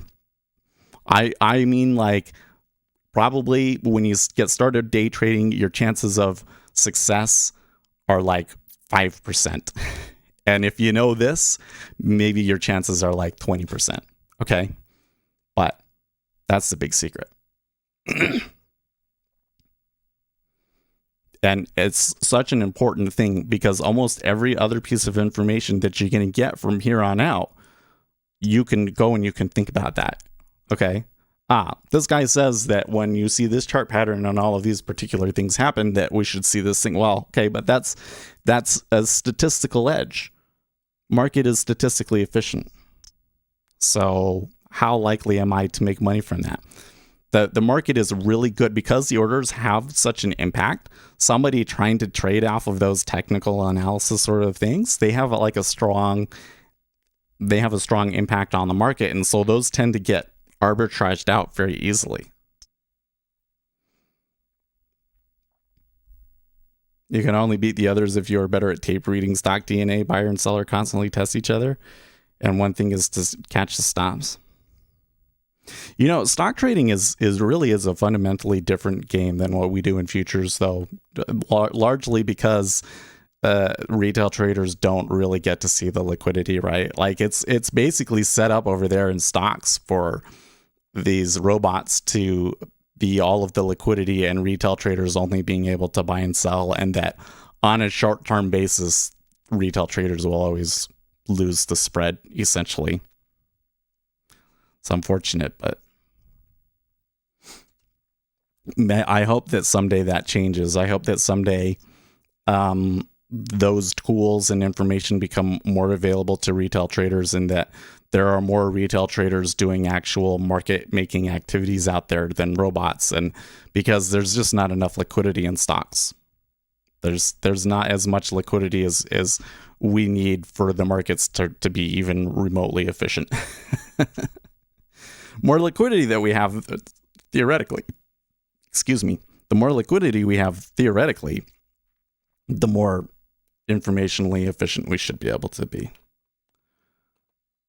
CFDs are the sure death. Oh yeah, don't trade CFDs, my friend. Yeah, if you're still here, Tony, don't trade CFDs.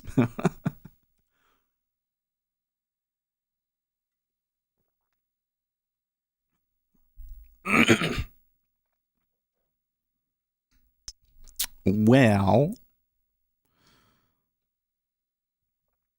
I'm looking at this over here, this short, thinking about whether or not the S&P 500 is going to go for more or not.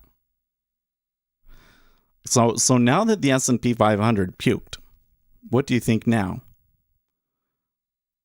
Was the Treasuries were they buying Treasuries because they were going to do another risk-off move?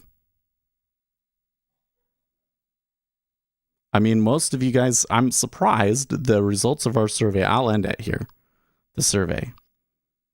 It's 11% CPI, 11% short-term liquidity demands, and 78% of you said flight to safety. None of you said auctions. I actually thought, because I was kind of leaning towards auctions.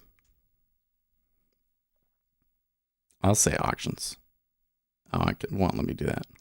Never mind. Never mind.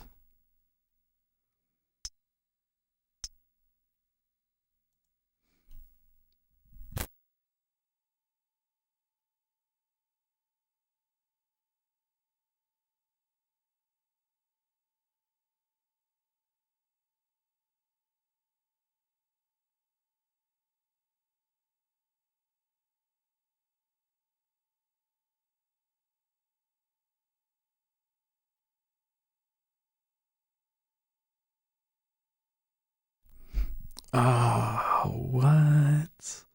Oh, that totally ruined the chat. Is there a way to go back? Yes, there is. Okay, go back.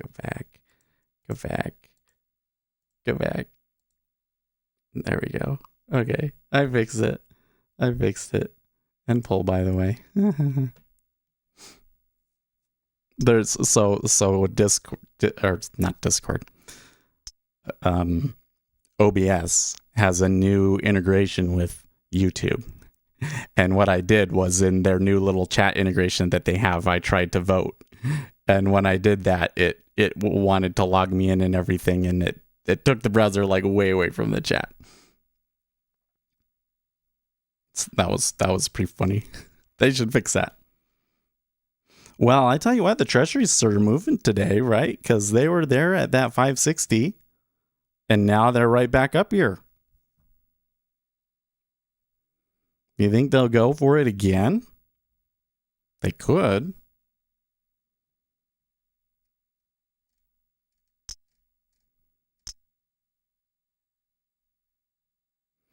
Oh yeah, you know, this whole behavior in the with the CPI and everything else, that's sure going to make the FOMC minutes today interesting, don't you think?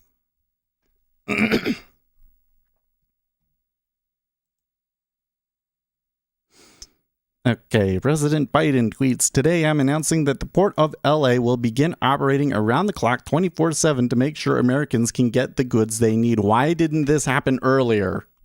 Okay.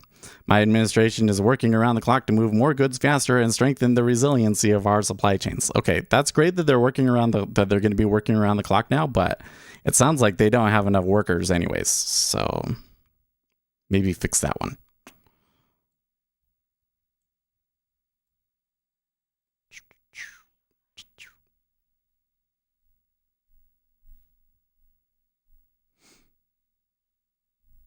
I don't really see any interesting tweets in the Treasuries on Twitter. Let's go and see if Zero Hedge says anything about this, because that was quite the move we've had today. Centralized control. No, that would be like we have nationalized the ports, and there will now be a lottery to determine who has to work the dock. Hey, good morning, Bup.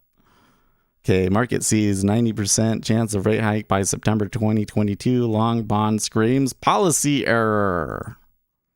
That's what they think.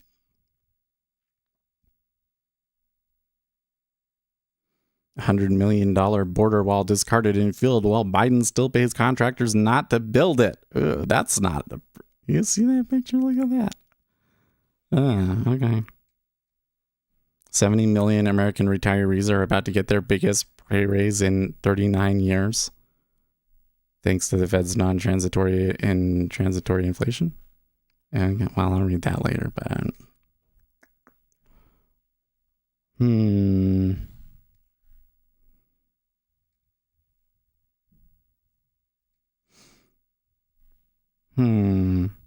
Okay, so this is the first one about like after the CPI. Last few days have seen short-term rate trajectory surge higher, and this morning's hotter than expected CPI pushed that one step further. This has pushed the market's expectation to the point where it sees a 90% chance of a rate hike by September. That's well ahead, more hawkish, of the Fed's dot plot expectations, and we also note that the market has caught up to the Fed's 2023 expectations, as it was previously more dovish than the Fed. Nomura's Charlie McElliott notes that the global front end is scrambling to pull forward timing on potential hikes, thus adding risk premium as central banks are forced to play catch up and put the genie back in the bottle. For example, there are big short positions being built in December 22 ED, which are pricing in their most hawkish scenario of this cycle, which is corresponding with open interest at highs. It's everywhere. I don't know what ED even is that they're talking about. Since the close of 7th October, the largest changes and all look to be adding to or putting on new shorts. Similarly, looking at systemic trend, we see the Nomura QIS CTA model with 100% short signals established in euro dollars, Euribor, sterling contracts over the past week, while CTA signals in G10 bonds futures is consensus short as well across the US 10-year, European, Japanese, Great British Pound, Australian dollar, Canadian dollar, Swiss, FRA, USP. Okay. So bearish rates, fixed income is getting pretty crowded again.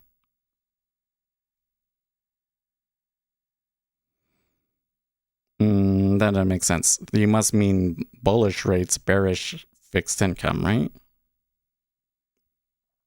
However, the front end is leading the Fed down a hawkish rate hike path. The back end is screaming policy error as the yield curve bear flattens. Then they look at the 2s and 30s.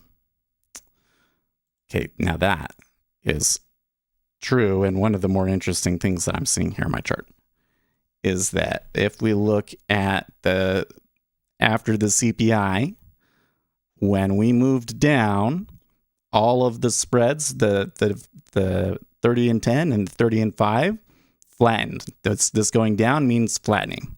That's how I think of it, down, flat. Okay. And even after they moved to new highs, it stayed flat. Curious indeed.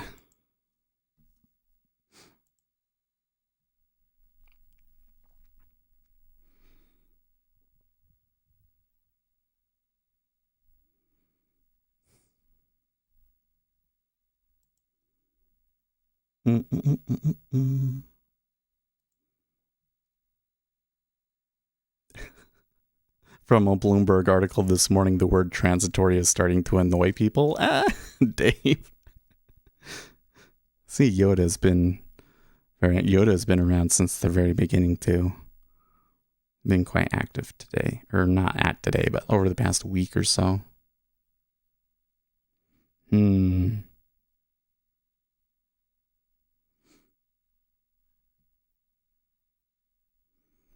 So apparently the cryptocurrency, the Tether story at Bloomberg is now going to be the cover of Bloomberg Business Week.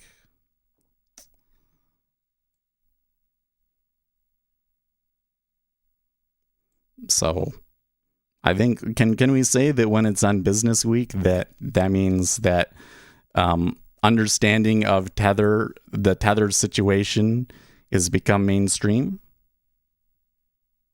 Well, I'm sure going to regret. They go to 40. See, when I got out, I can't remember anymore. They were probably at 10 when I got out, huh? So I probably didn't, they probably weren't giving us very good prices there when I got out.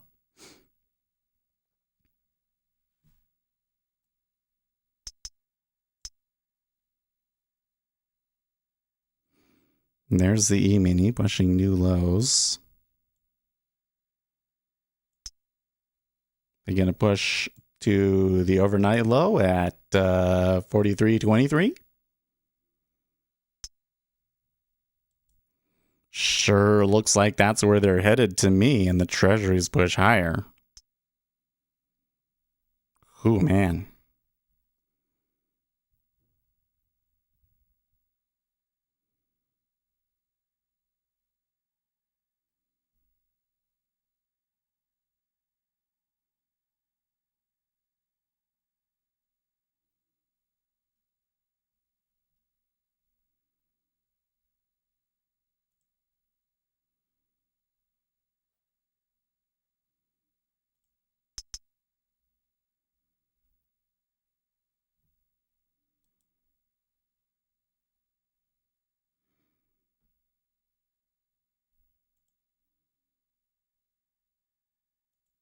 So, you know what? I'm going to close this position that Jay's in.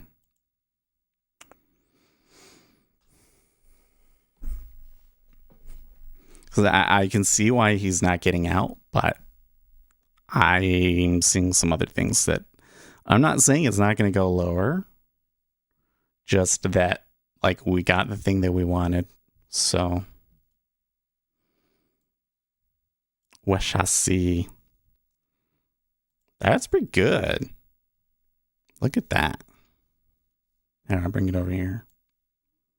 So he's running on sim, of course, but all of these ES trades made $1,500. Hey, not bad, right? I made $10.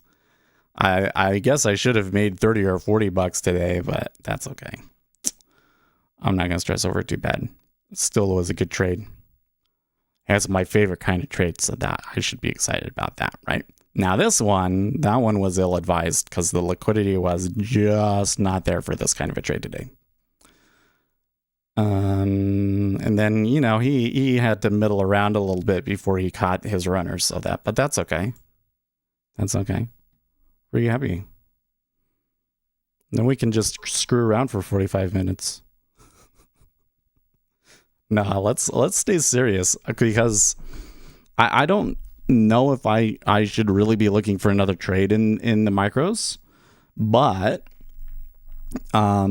we should keep an eye on this flow here, because we're in definitely an interesting situation, and we might pull out some insights that might be useful to us during the next leg of the market. So I'm hearing a lot of oil headlines today in my news squawk, but then oil is not moving anywhere, because Putin was talking about it and stuff, but oil hasn't really gone anywhere. Gold, by the way, you come here to the chart, look at gold. Remember early on we were like, well, that doesn't make much sense. Gold goes down because the rates rose, but then the rates came back, and people are still worried about stagflation, and so gold goes higher. Hey, not bad for gold it's not over yet. For all we know, it goes back down and get to the lows again. But I'm gonna go out on a limb and say today was not such a bad day for gold, and they're in dire need of a boost like that, move like that. Well, let's come back over to here. Where are we at on,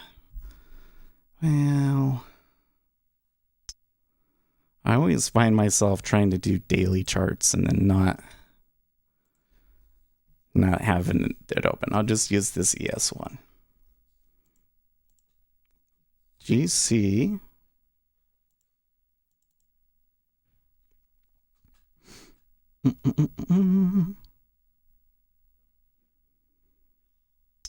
Okay, so that puts us above the 50. 1798 would be the 100, I think. No, the 200. So gold could be on the breaking out within a day. It would probably take another big update to get them there. But how many times have we seen that? Or right here, and then it fizzles out, right? But if this were to be higher low and then pushed up through, that from a technical perspective on a daily chart, that would certainly be a positive. And I think the reason why I care in this particular case is because retail traders have not been buying gold. And I think particularly with silver, let's go take a look at silver. If silver gets going and retail picks up on silver, you could really see a really crazy rise in them really quickly. So that's kind of why I'm interested in it. I still hold it, even though hasn't been a very good trade for me. Well, silver doesn't have to recover a lot more for it to be anywhere close to that kind of a breakout. So, okay, interesting. No, but was saying 42.77. Oh, that's so far away, man. Don't say things like that.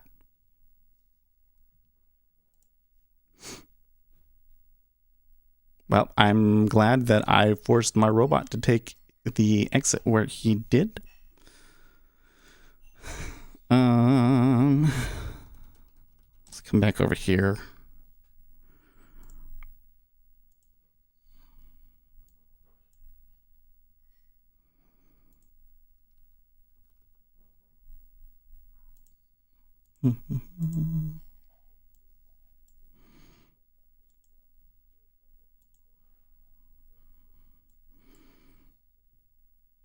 Okay, so they just smashed through first target on the day.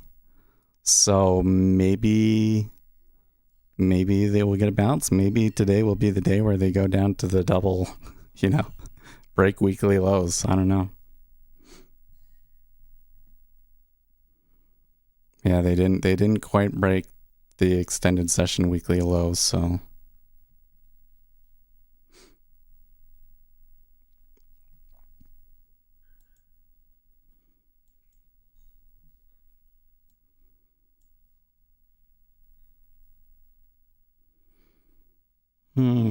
there was a winter storm? I didn't even notice.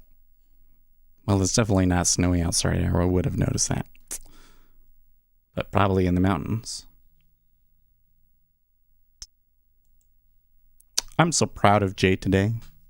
Are you guys proud of Jay today?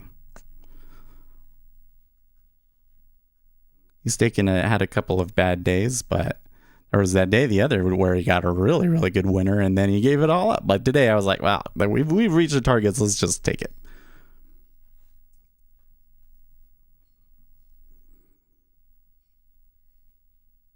How thin the market is.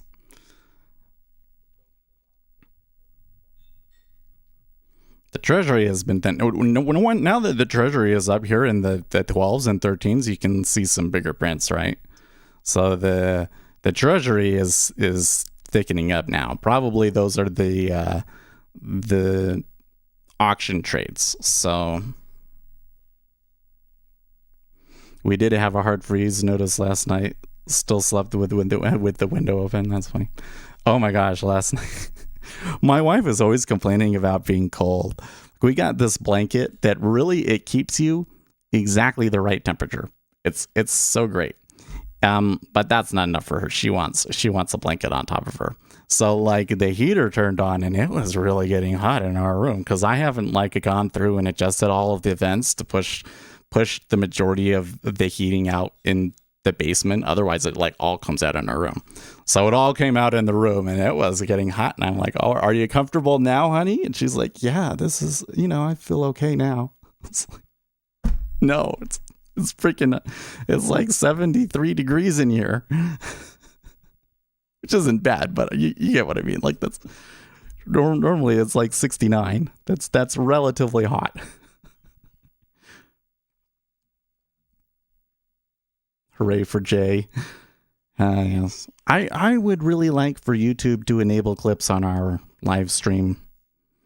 It's a feature. It's like some people have it, but I don't get it, unfortunately. I made sure my spouse liked to sleep in cold temperatures before I pulled the trigger. What? For real? Oh, hold on. I was pulling this up just to make sure that I didn't. Yeah, it doesn't give us the clip feature yet. A quilt, an electric blanket, or a military grade thermal Kevlar blanket like the Green Berets move. Is that a thing?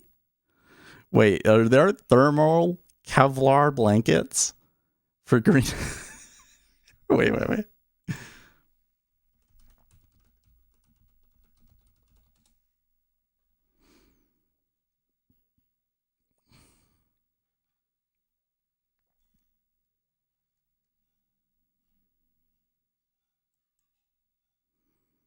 Well, I think that Win was just joking, but stuff does come up.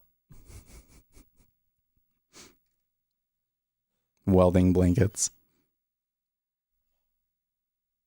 I have one and it's the best blanket. Oh, wait, she's serious. Oh my god. Okay, wait. We'll wait. Is it heavy?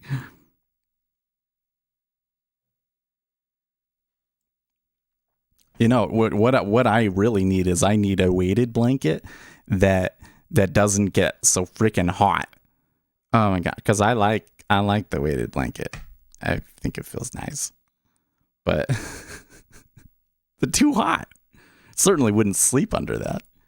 Oh my gosh, I would be like drenched in sweat. I would be drenched in sweat.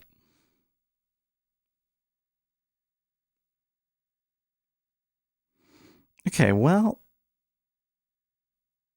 if we were to turn back up at 43.28, I might try buying the dip here. I don't know. No, let's not ruin it. Let's not ruin it. I've had a good run.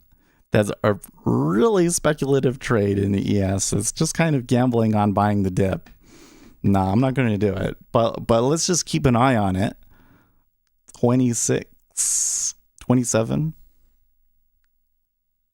is like the crossover.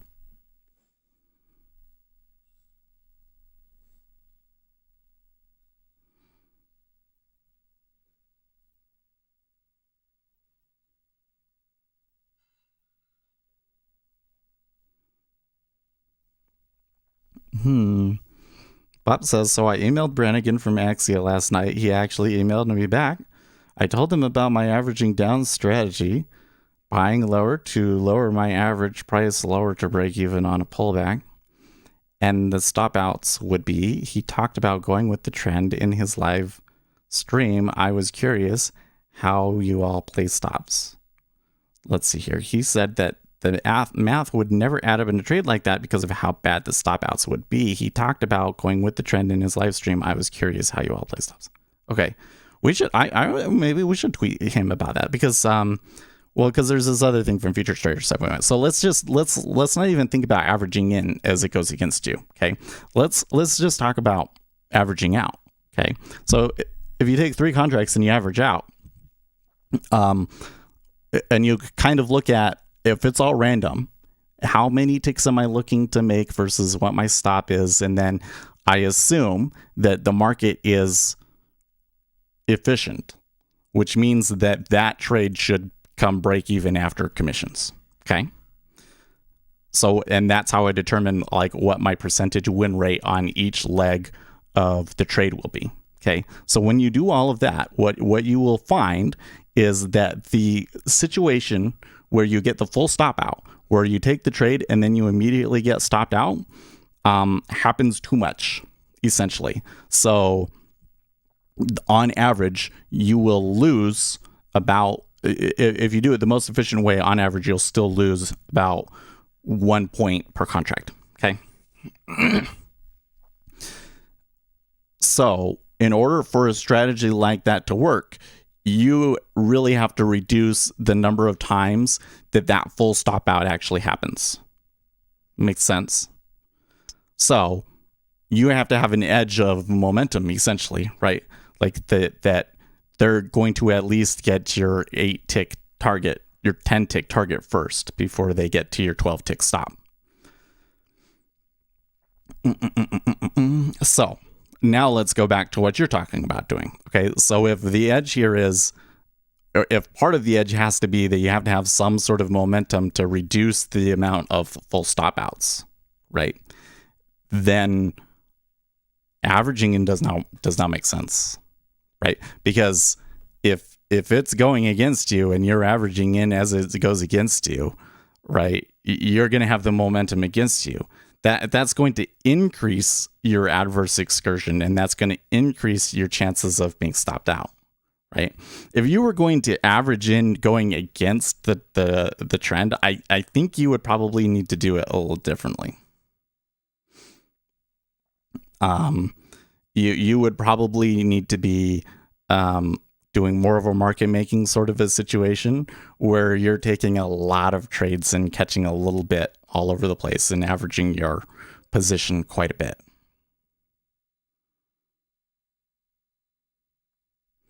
My biggest issue is that I'm getting stopped out and then it reverses and hits the target. So I find I'm generally right about the direction, just not right away. Yeah, that happens to me a lot too, bub. I think that it happens to me a lot less now that I've become more selective, right? So now that I've gotten into this world of orders are what matter, I don't want to take a trade unless I really have a strong reason to think that future orders are going to come through in a certain way, right? Then I don't get this sort of a thing where I should move this way and it happens, but I'm too late or whatever. I tend to get more in the right spot.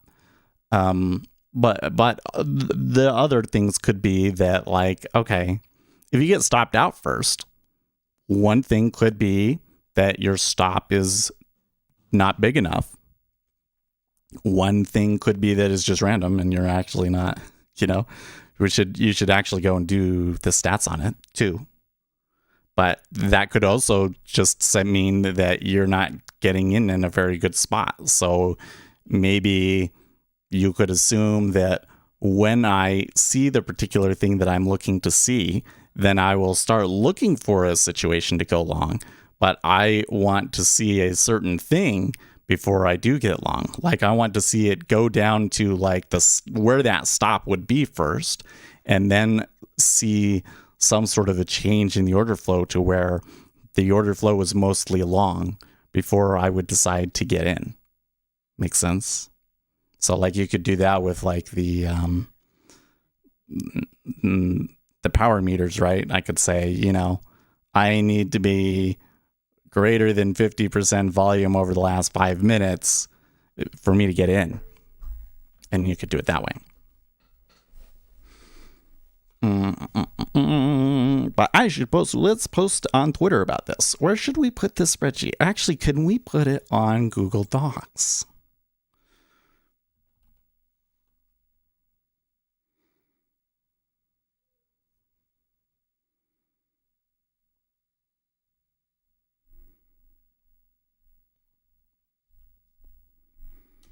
Oh, it's Excel.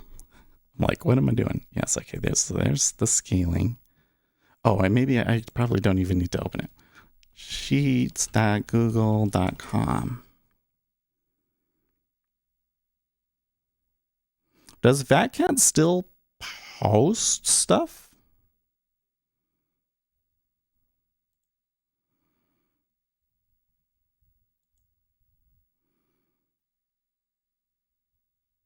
Import.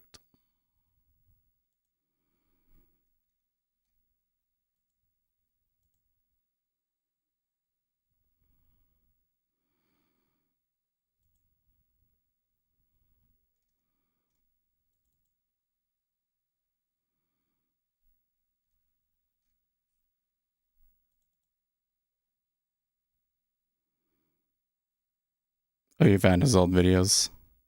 Gotcha.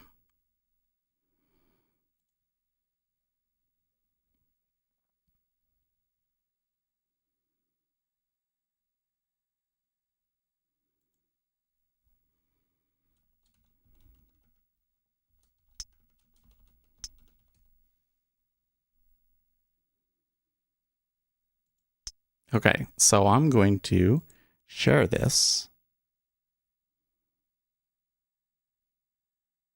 Change to anyone with the link. Can view. Yeah, we're just going to make it a viewer. Okay, done. Tweet.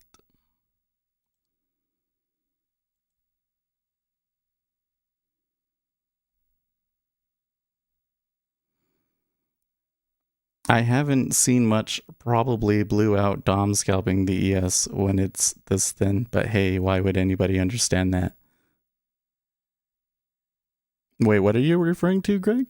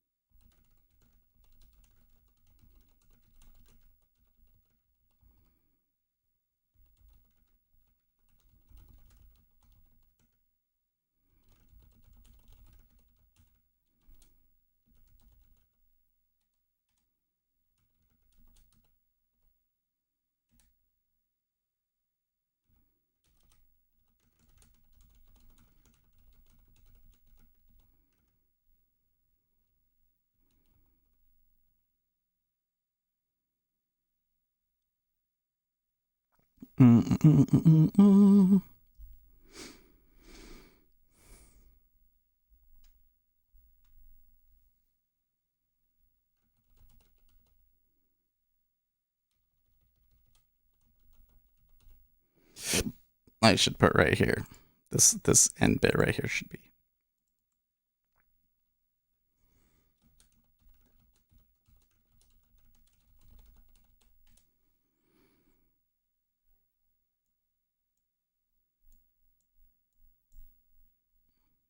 Cool.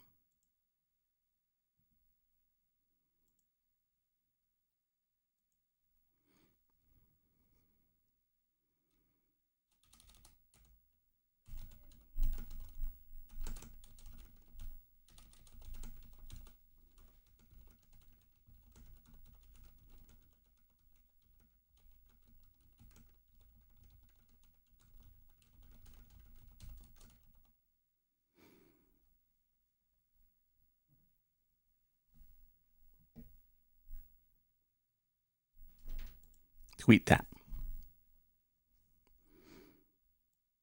So we'll see if they say anything. Many of my stream regulars have been looking at scaling in and out with information from Futures Trader 71 and Trader Brand. I created a spreadsheet to model this. The big takeaway is that your edge must reduce the full stop out scenario for it to work. And then I linked the spreadsheet.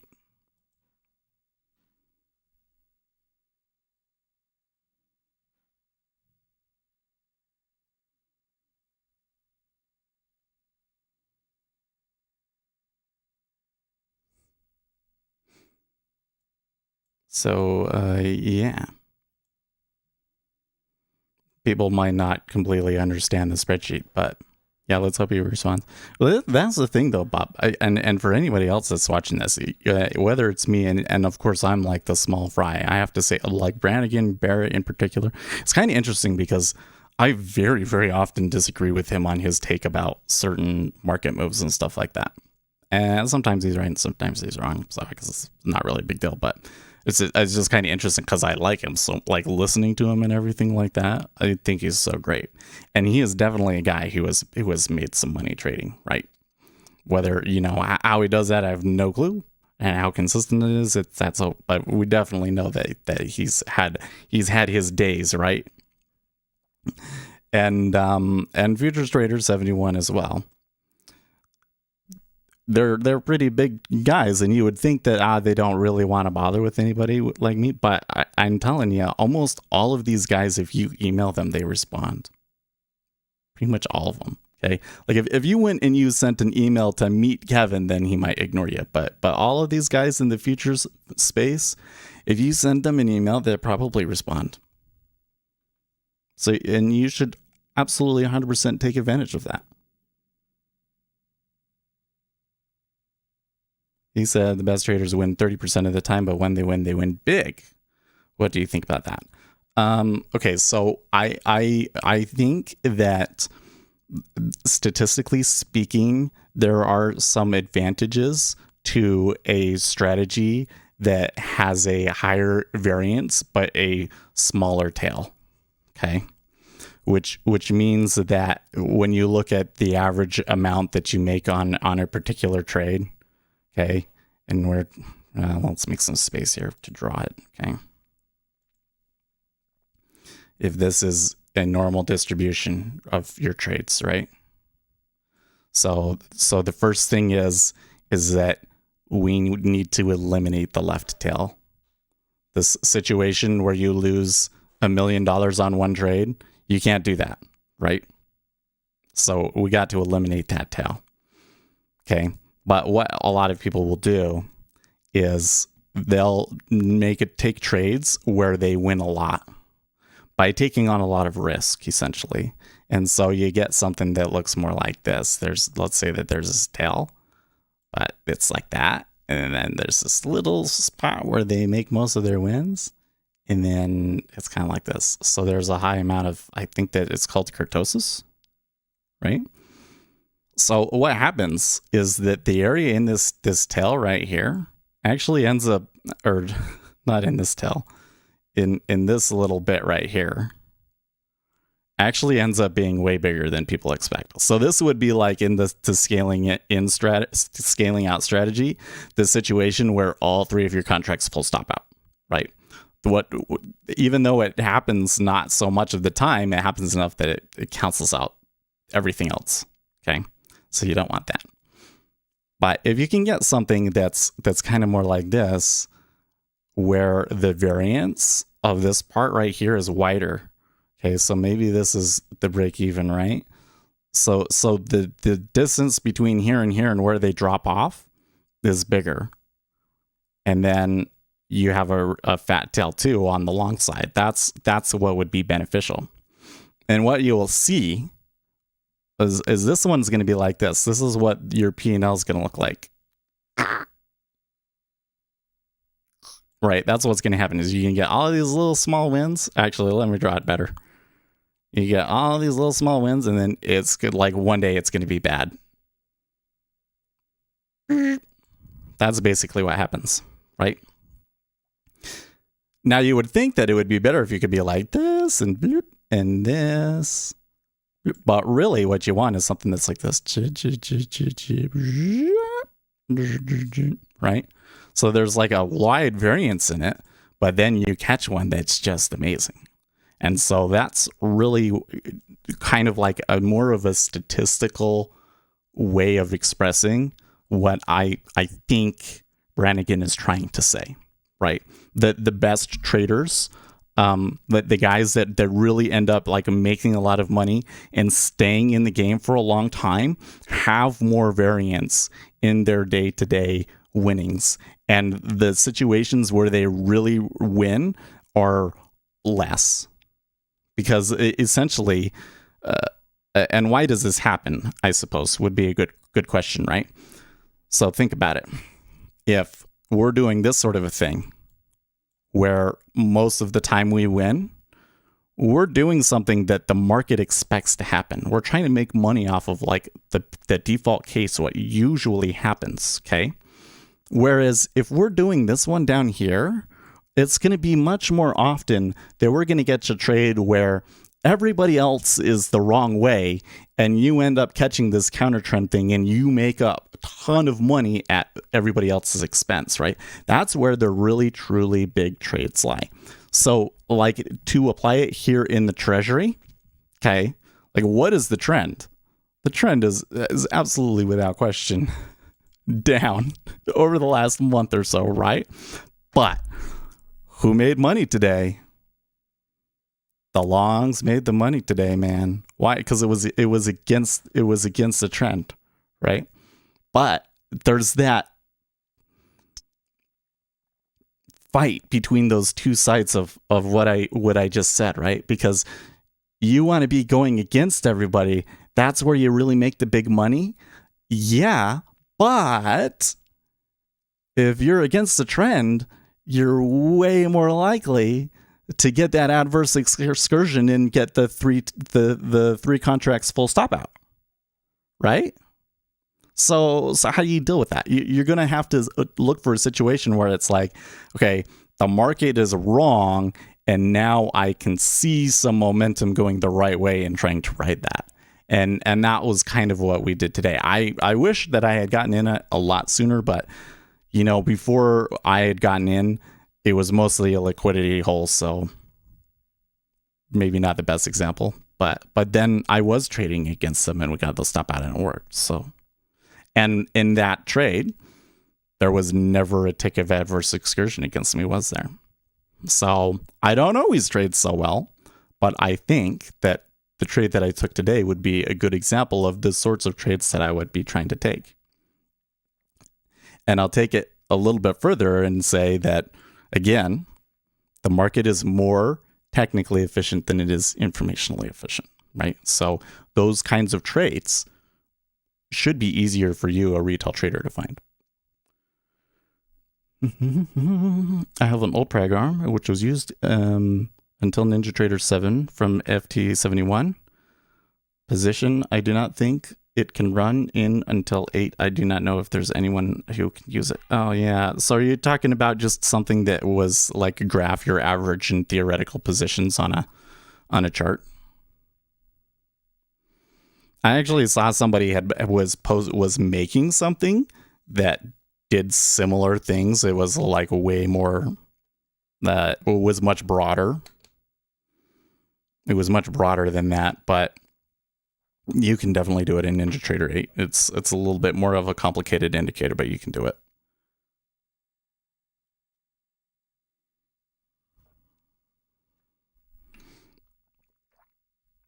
And you wouldn't be able to just convert the NinjaTrader 7.1 over because the methods are all different. Speaking of statistics, I entered MES at 4320. Okay.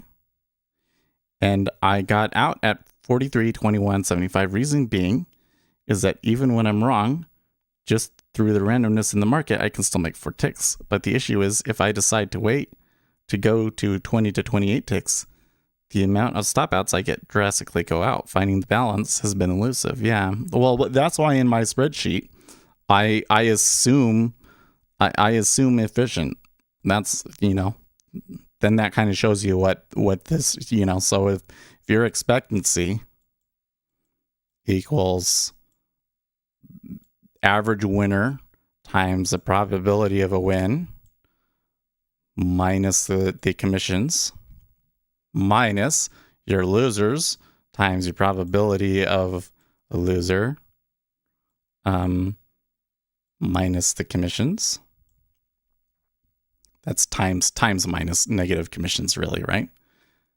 That's your expectancy, right?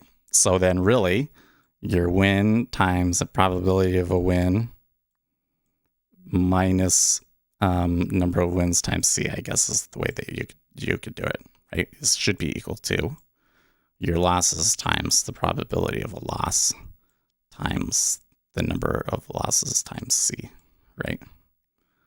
Or I guess it would be P of C. Anyways, it's a lot easier to do the math without commissions, right? Win times the probability of a win equals losses times the probability of a loss. The reason I'm getting complicated with the commissions is it kind of depends on how you want to do it. If it's you want to do percentages or like out of 100 trades or whatever, but it would be basically minus the probability of a loss times commission, right? And same over here. But then these two combined together, essentially.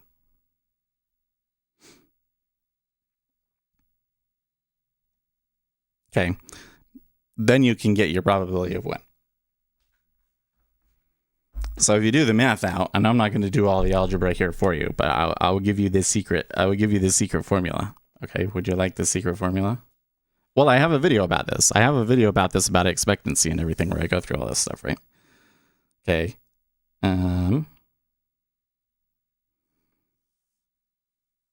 Which one do you want? Yeah, you want. Oh, I don't want to do, I'm not typing it. The probability of a win is equal to your average loser plus the commissions part. That's the number of trades over your average loser times your risk reward ratio plus your loser. Makes sense? So let's do some math here with it, right? If I want to make, if I want my loser to be, I want my winners to be twice my losers, let's say, okay? And I want my losers to be 8 ticks. So 8 ticks plus 1, which is the commissions for micros, okay, over 8, which is our average loser, times a risk reward ratio of 2, R factor of 2, plus 8, right? Which is 8, well, it's 9 over 24, right?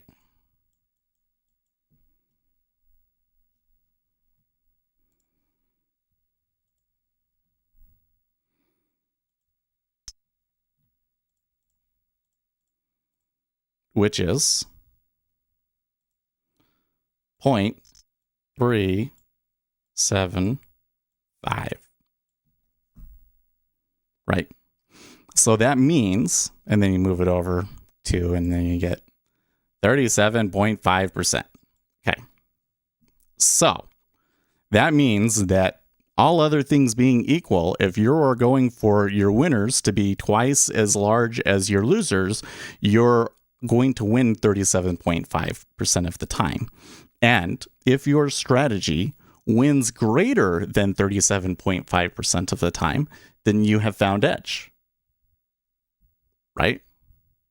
And you can actually graph it out. When you graph out this risk reward ratio, you get something that looks kind of like, I have a drawing of it here. Where is it?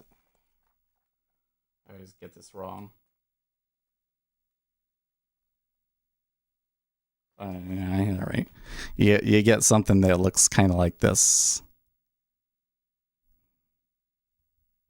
Okay. Where these right here, this area right here, are profitable trades. So this is R, and this is L. So this is your R factor, and this is how large your average loser is. Right? Or wait, did I do that right? No, that's wrong. I have them backwards.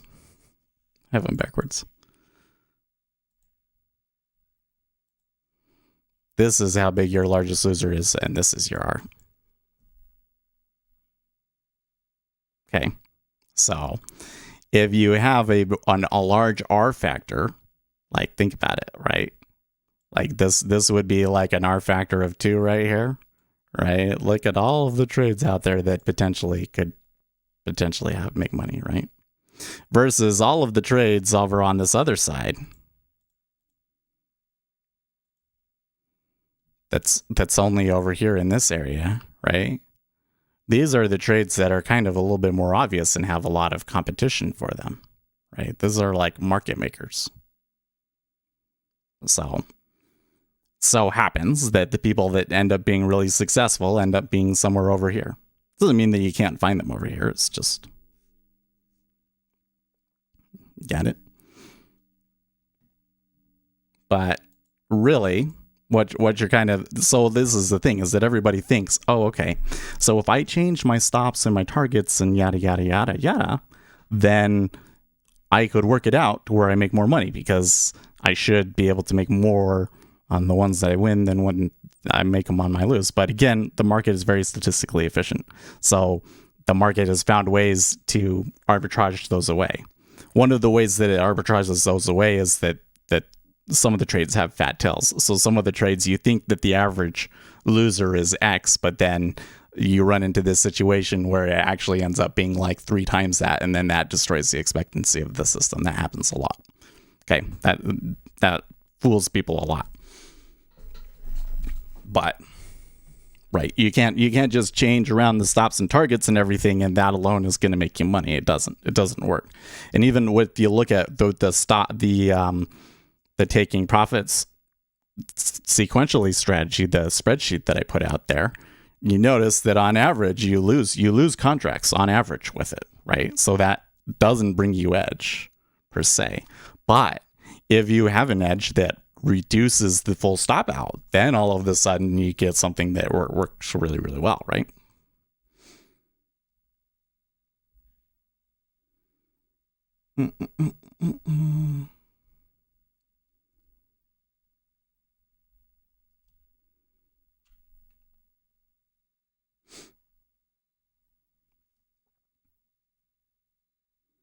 Yeah, exactly. Changing a stop has such a rolling effect. Yeah. Now, the one place where it gets really interesting, I think, in the S&P 500, it particularly is the average range, right? So if your stop or your target is less than the average range and your stop is more than the average range, that kind of changes things a bit, right? Now you're taking something to where you're much more likely to get filled than not likely, but the chances of you getting stopped out are less. So that alone could potentially bring you some edge. aside from fat tails, right? And I think that that's a really big part of how futures trade 71 trades. Okay, is he's taking advantage of the range, and so to that effect, if you wanted to swing, and kind of the reason I was getting at that is like you were saying, it goes against me, but then it goes to where I want to go.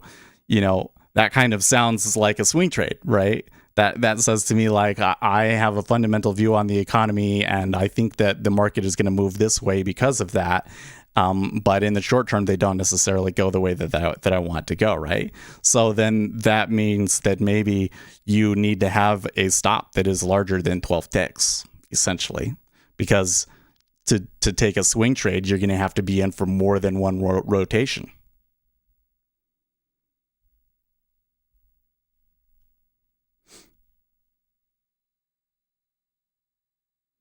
If I was to place a short on the MES, I would put a stop above the high near 338. Yeah. Okay. So that's another interesting thing. So, I'm not quite sure how I would test this statistically, but it seems very clear to me that market does react to new highs and lows if it's been a long time since that new high and low has been created, right? Especially if it's like we went all the way to the low of the day and then we went all the way to the high of the day. Then you come back up to the high of the day, you'll see stop runs and stuff, right? But as to whether or not they go through it or not, I don't know if there's actually a probability for that. So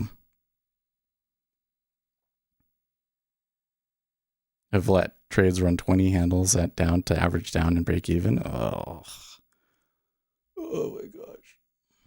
So you will get away with that for a really long time, though. Like that's the crazy thing about it. Like the guy that does that, that's why it can be so damaging, though, is you can do that for 2 years. You can do that for 2 years and never get caught. And this whole time you think you're this amazing trader, and really all you've done is you've just developed a really, really nasty habit. And then when you finally realize that doesn't work and that you should just never double down on trades, then what are you going to do? Because you're every time that it goes down, like you've trained yourself emotionally to double down, Problematic.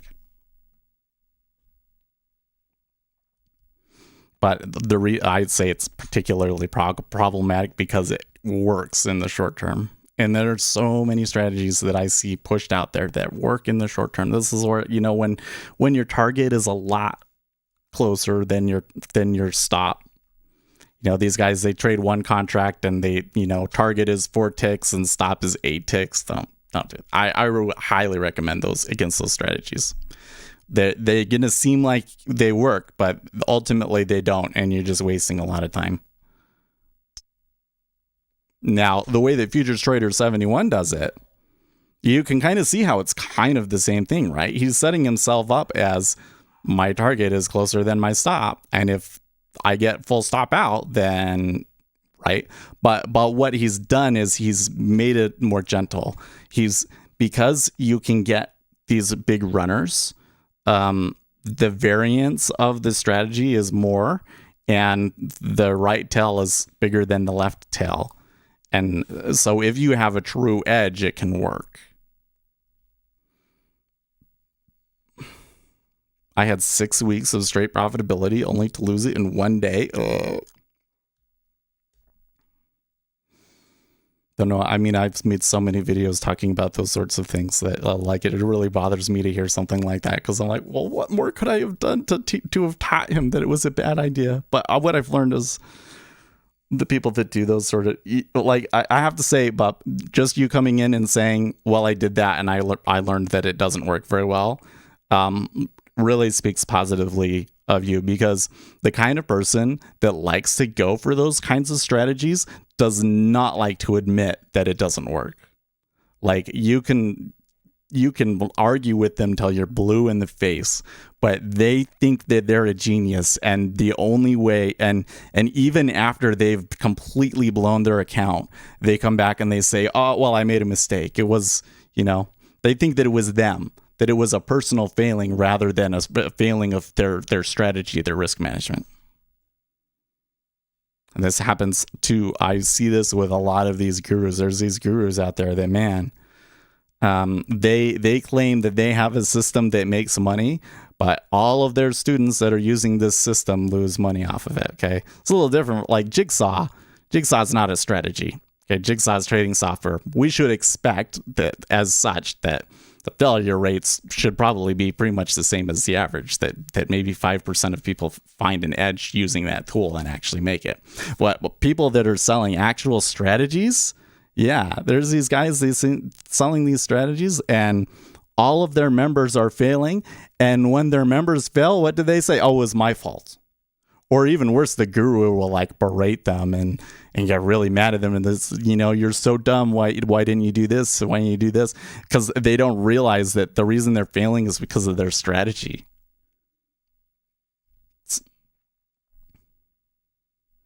Been there, done that. Oh, I just discovered you. Oh, is that the case? I don't know. Well, then maybe you're a good test case when you're going through and watching some of my videos to be like, okay, Seth, here's what you could have done. Here's the video title that would have attracted me, or the thing that you could have said or whatever that would have saved me from that problem. I'm new enough to know that I can't bet against the best traders by throwing risk management out the window. Yeah. This is the last thing that I can say, and then I gotta get going. But this is why I like so much this understanding that we've developed, that the market is more statistically efficient than it is informationally efficient, because it kind of explains how you as a retail trader can potentially find an edge amongst them, right? Because there could be a situation where informationally you don't know something that the pros don't, right? Like, we all know what the CPI number was. We all read through it, but it is just the case that because of the other inefficiencies in the market, that can't be accurately reflected by the market. And the big guys have no choice because they have to rebalance, like here in the Treasury. The big guys, they have no choice. They have to buy Treasuries for the Treasury auction today, right? Then that's a place where you can find an edge. And so there, you don't have to, you don't necessarily have to pit yourself against the best traders in the world necessarily, because those are situations where the best traders in the world know that they have to lose money. They have no choice. They hate it. And they hate it when you take money away from them like that, but they have to do those things. And that's where you can potentially find edge.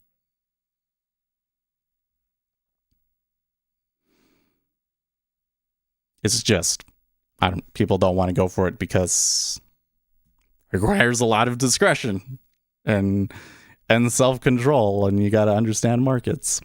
I don't know if I'm the best on the self-control bit. I had one trade that really ran for me, and I probably shouldn't have given up as much as I did, but it was still a great trade that I caught the runner, so I'm not too mad about it. But this is just how it goes. Okay, I gotta go, guys. I will see you guys tomorrow. In the meantime, stay profitable, friends.